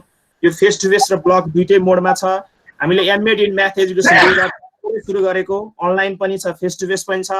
अनि हामीले MEd in STEAM education 1 year भनेर सबै जुनसुकै विषयमा नि एमएड गरेका साथीहरूले गर्न मिल्ने भनेर 2020 अगस्तबाट सुरु गर्ने भनेर हामीले प्लानिङ गरिराखेका छौँ।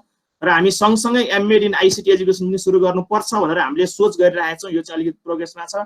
त्यो भएको हुनाले हामीले चाहिँ यति एकाडेमिकको सँगसँगै यस्ता प्रोग्रामहरू अरू चाहिँ तपाईँको क्रियाकलापहरू अगाडि बढाउँछौँ। तपाईँ हामी यसमा आफ्नो आफ्नो तपाईँको चाहिँ फुर्सद अथवा अरू बेलामा तपाईँले इन्टरनेटमा गएर खोज्न पनि सक्नुहुन्छ, हामीसँग यसरी जोडिन पनि सक्नुहुन्छ। पक्कै पनि यहाँले यो च्याटमा राखिरहनु भएको छ होला। हामी लास्टमा आइसक्यौँ, त्यही भएर मैले बालचन्द्र सरलाई पनि देखिराखेको छु यहाँ हुनुहुन्छ र हाम्रो सबै साथीहरू Indramani sir, Sanjay sir, Parvati ma'am, Shanti Kumari ma'am, त्यसपछि क्षमनाथ सर, जसले प्रेजेन्ट गर्नुभयो, पर्वत सर, हिजो अस्तिको प्रेजेन्टरलाई पनि म धेरै धेरै धन्यवाद दिन चाहन्छु। अब म बाल सर हजुरले केही भन्न चाहनुहुन्छ?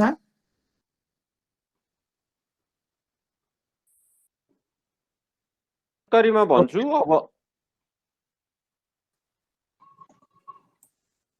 मिनेट मात्रै बाँकी छ हैन।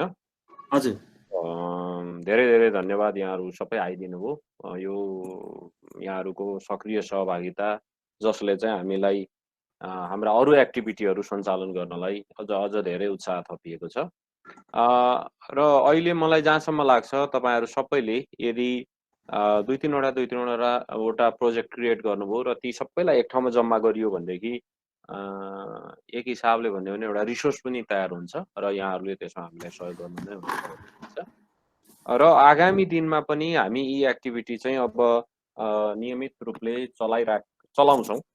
यी किनभने हामीले विभिन्न अब स्टिम एजुकेसनसँग सम्बन्धित चाहिँ एक्टिभिटीहरू हामीले गरिराखेका छौँ र अब यसलाई पनि यो चाहिँ अलिक जेनेरिक भयो। अब यसमा पनि स्पेसिफिक फोकस जस्तो एउटा मैले सोचिराखेको छु जस्तो सोशल स्टडिज टिचर हुनुभयो, नेपाली टिचर हुनुभयो, इङ्ग्लिस ल्याङ्ग्वेज टिचर हुनुभयो भने उहाँहरूले कसरी स्टिम अप्रोचबाट पढाउने त भन्ने कुरा खुल्दुली धेरै भइराखेको छ। धेरैले त्यो क्वेसन पनि सोधिराख्नु भएको छ। त्यस्तो अलिक स्पेसिफिक साइन्स र म्याथ टिचर बाहेक अरूले पनि कसरी गर्ने के गर्ने भन्ने कुरामा हामी अलिकति यो ट्रेनिङलाई पनि अघि बढाउँछौँ। र 1 इयर एमएड चाहिँ खासमा त्यो पर्पसका लागि म्याथ साइन्स टिचरहरू त भइ नै हाल्नुहुन्छ, तर अङ्ग्रेजी पढ्नुभएको, नेपाली पढ्नुभएको, अरू विषय सोसियोलोजी एन्थ्रोपोलोजी पढेर स्कुलमा पढाइरहनु भएको छ, सोसल स्टडिज पढाइरहनु भएको छ। र अब स्टिम अप्रोचले कसरी युज गर्ने त भन्ने कुरा चाहिँ अथवा कसरी पढाउने भन्ने कुरा चाहिँ एउटा बडो त्यसलाई एकदम रहस्य क्या। साइन्स र गणितलाई विज्ञानलाई चाहिँ र टेक्नोलोजीलाई पनि अलिकति रहस्यको विषय बनाइएको छ। त्यो रहस्यको विषय बनाउन्जेलसम्म हामीले चाहिँ शिक्षालाई अघि पर्वतजीले भने जस्तै more productive, more maker space driven pedagogy भन्छौँ हामी। यो त्यतापट्टि लानलाई धेरै गाह्रो भएको अवस्थामा हामीले चाहिँ अलिकति यसलाई वाइडर ग्रुपमा जाने र हुनसक्छ केही बेसिक कुराहरू साइन्स म्याथका बेसिक कुराहरू पनि हामी ल्याउने र अलिक बढी स्टिमलाई चाहिँ अप्रोचको रूपमा हामीले अप्रोचको रूपमा यसलाई ढाल्दै गयौँ भने हामी आफै पनि अरू सोकल्ड डिसिप्लिनका बेसिक कुराहरू सिक्दै पनि जान्छौँ। र त्यो हिसाबले हामीले अलिकति यो सोचिराखेको कुरा यो छ। र यही क्रममा फेरि पनि यहाँहरू सबैलाई धेरै धेरै धन्यवाद। र हाम्रो साथीहरू जसले एक्टिभली हाम्रो विनोदजीले कोअर्डिनेट गर्नुभयो एक्टिभली धेरै धेरै विनोदजीलाई पनि धेरै धन्यवाद। र अरू जो साथीहरू जसले यसमा कन्ट्रिब्युट गर्नुभयो ट्रेनरको रूपमा, अरू प्रेजेन्टरको रूपमा हाम्रो पर्व सरले उहाँदेखि गर्नुभयो, टाइम निकाल्नुभयो, हिजो पनि हुनुहुन्थ्यो। धेरै धेरै सबैलाई होला। डिन सर अघिदेखि हजुरहरूको एक्टिभिटी पनि हेरिरहनु भएको छ। हाम्रो professor Maheshnath sir, professor doctor Maheshnath sir हुनुहुन्छ। महेश सर, अब हजुरहरूले हजुरको छोटो मन्तव्यसहित यसलाई चाहिँ एन्ड गरिदिनु होला। Mahesh sir please. हस्, धन्यवाद विनोदजी। सबैभन्दा पहिला यस खालको कार्यक्रम तपाईँले जुन सक्रिय रूपले चलाउनु भयो तपाईँले को नेतृत्वमा र हाम्रो स्टेम एजुकेसन डिपार्टमेन्टले सम्पूर्ण डिपार्टमेन्टको साथसाथै तपाईँलाई एकदम मेरो आफ्नो तर्फबाट धन्यवाद। र अझ सबैभन्दा ठुलो धन्यवाद यो कार्यक्रममा सहभागी हुन आउने साथीहरू, 100जना भन्दा बढी साथीहरूको सक्रिय सहभागिता देखिएको छ यहाँ। भर्खरै यो कार्यक्रम सकिने बेलातिर आइपुग्दाखेरि एकजना साथीले मसरुम खेतीबारे जुन कार्यक्रमहरू प्रस्तुति गर्दै हुनुहुन्थ्यो आफ्नो, त्यसले यो स्टिम कार्यक्रमको प्रभावकारिताको एउटा राम्रो नमुना मलाई त्यहाँ पनि लागिराखेको थियो। सुन्दाखेरि मैले पनि पछि आएर सुन्न पनि। यसै सन्दर्भमा मेरो साथीहरूलाई एउटा रिक्वेस्ट के हो भने हाम्रो शिक्षाको नेपालमा मात्र होइन संसारभरिकै समस्या हो। एउटा ठुलो कमजोरी के हो भने हाम्रो शिक्षा, हाम्रो पढ्ने पढाउने कुरा हाम्रो दैनिक जीवनसँग असाध्यै कम जोडिएको छ। त्यसलाई त्यो परम्परालाई ब्रेक गर्न अथवा हाम्रो पढ्ने पढाउने कुरालाई हाम्रो दैनिकसँग लाने काममा दैनिक जीवनसँग जोडेर अनि किन पढ्ने, कुनै विषय किन पढ्ने भन्ने कुराको छलफल गर्ने, त्यसलाई अगाडि बढाउने माध्यम बनोस् भन्ने मेरो आफ्नो इच्छा हो एउटा। र त्यो कुरा अहिलेको जुन हामी महामारीको अवस्थामा छौँ त्यसले पनि अलिकति हामीलाई प्रकृतिसँगको नजिक भएर काम गर्नुपर्ने, प्रकृतिसँग नजिक भएर बस्नुपर्ने आवश्यकता देखाएको छ। त्यसलाई पनि अगाडि बढाउने हाम्रो एउटा माध्यमको रूपमा स्टिम एजुकेसन हुनसक्छ। र मलाई जहाँसम्म लाग्छ यसको अन्तर्गत यसको के छ यसभित्र भन्ने कुरा साथीहरूले धेरै कुरो लिन पनि सक्नु भएको छ। र त्यो लिने मात्र होइन, यसमा आफूले पनि थप्दै जाने हो। अब आगामी दिनहरूमा के कन्ट्रिब्युट गर्न सक्छु मेरो तर्फबाट स्टिम एजुकेसन, स्टिमको मान्यता, एजुकेसन मात्र होइन स्टिम मान्यतामा के कन्ट्रिब्युट हुनसक्छ म भनेर बसौँ, छलफल गरौँ, यसलाई चिन्तन गरौँ। Kathmandu university school of education यस विषयमा सक्रिय रूपले लागिरहेको छ। यो जुन कुरो तपाईँले आज 3 दिनको कार्यक्रमबाट देख्नु भएको छ। र यति भन्दै विनोदजी हो सर, हो। थ्याङ्क यू सर, सक्नुभयो। सकियोस्, सक्यो भनौँ।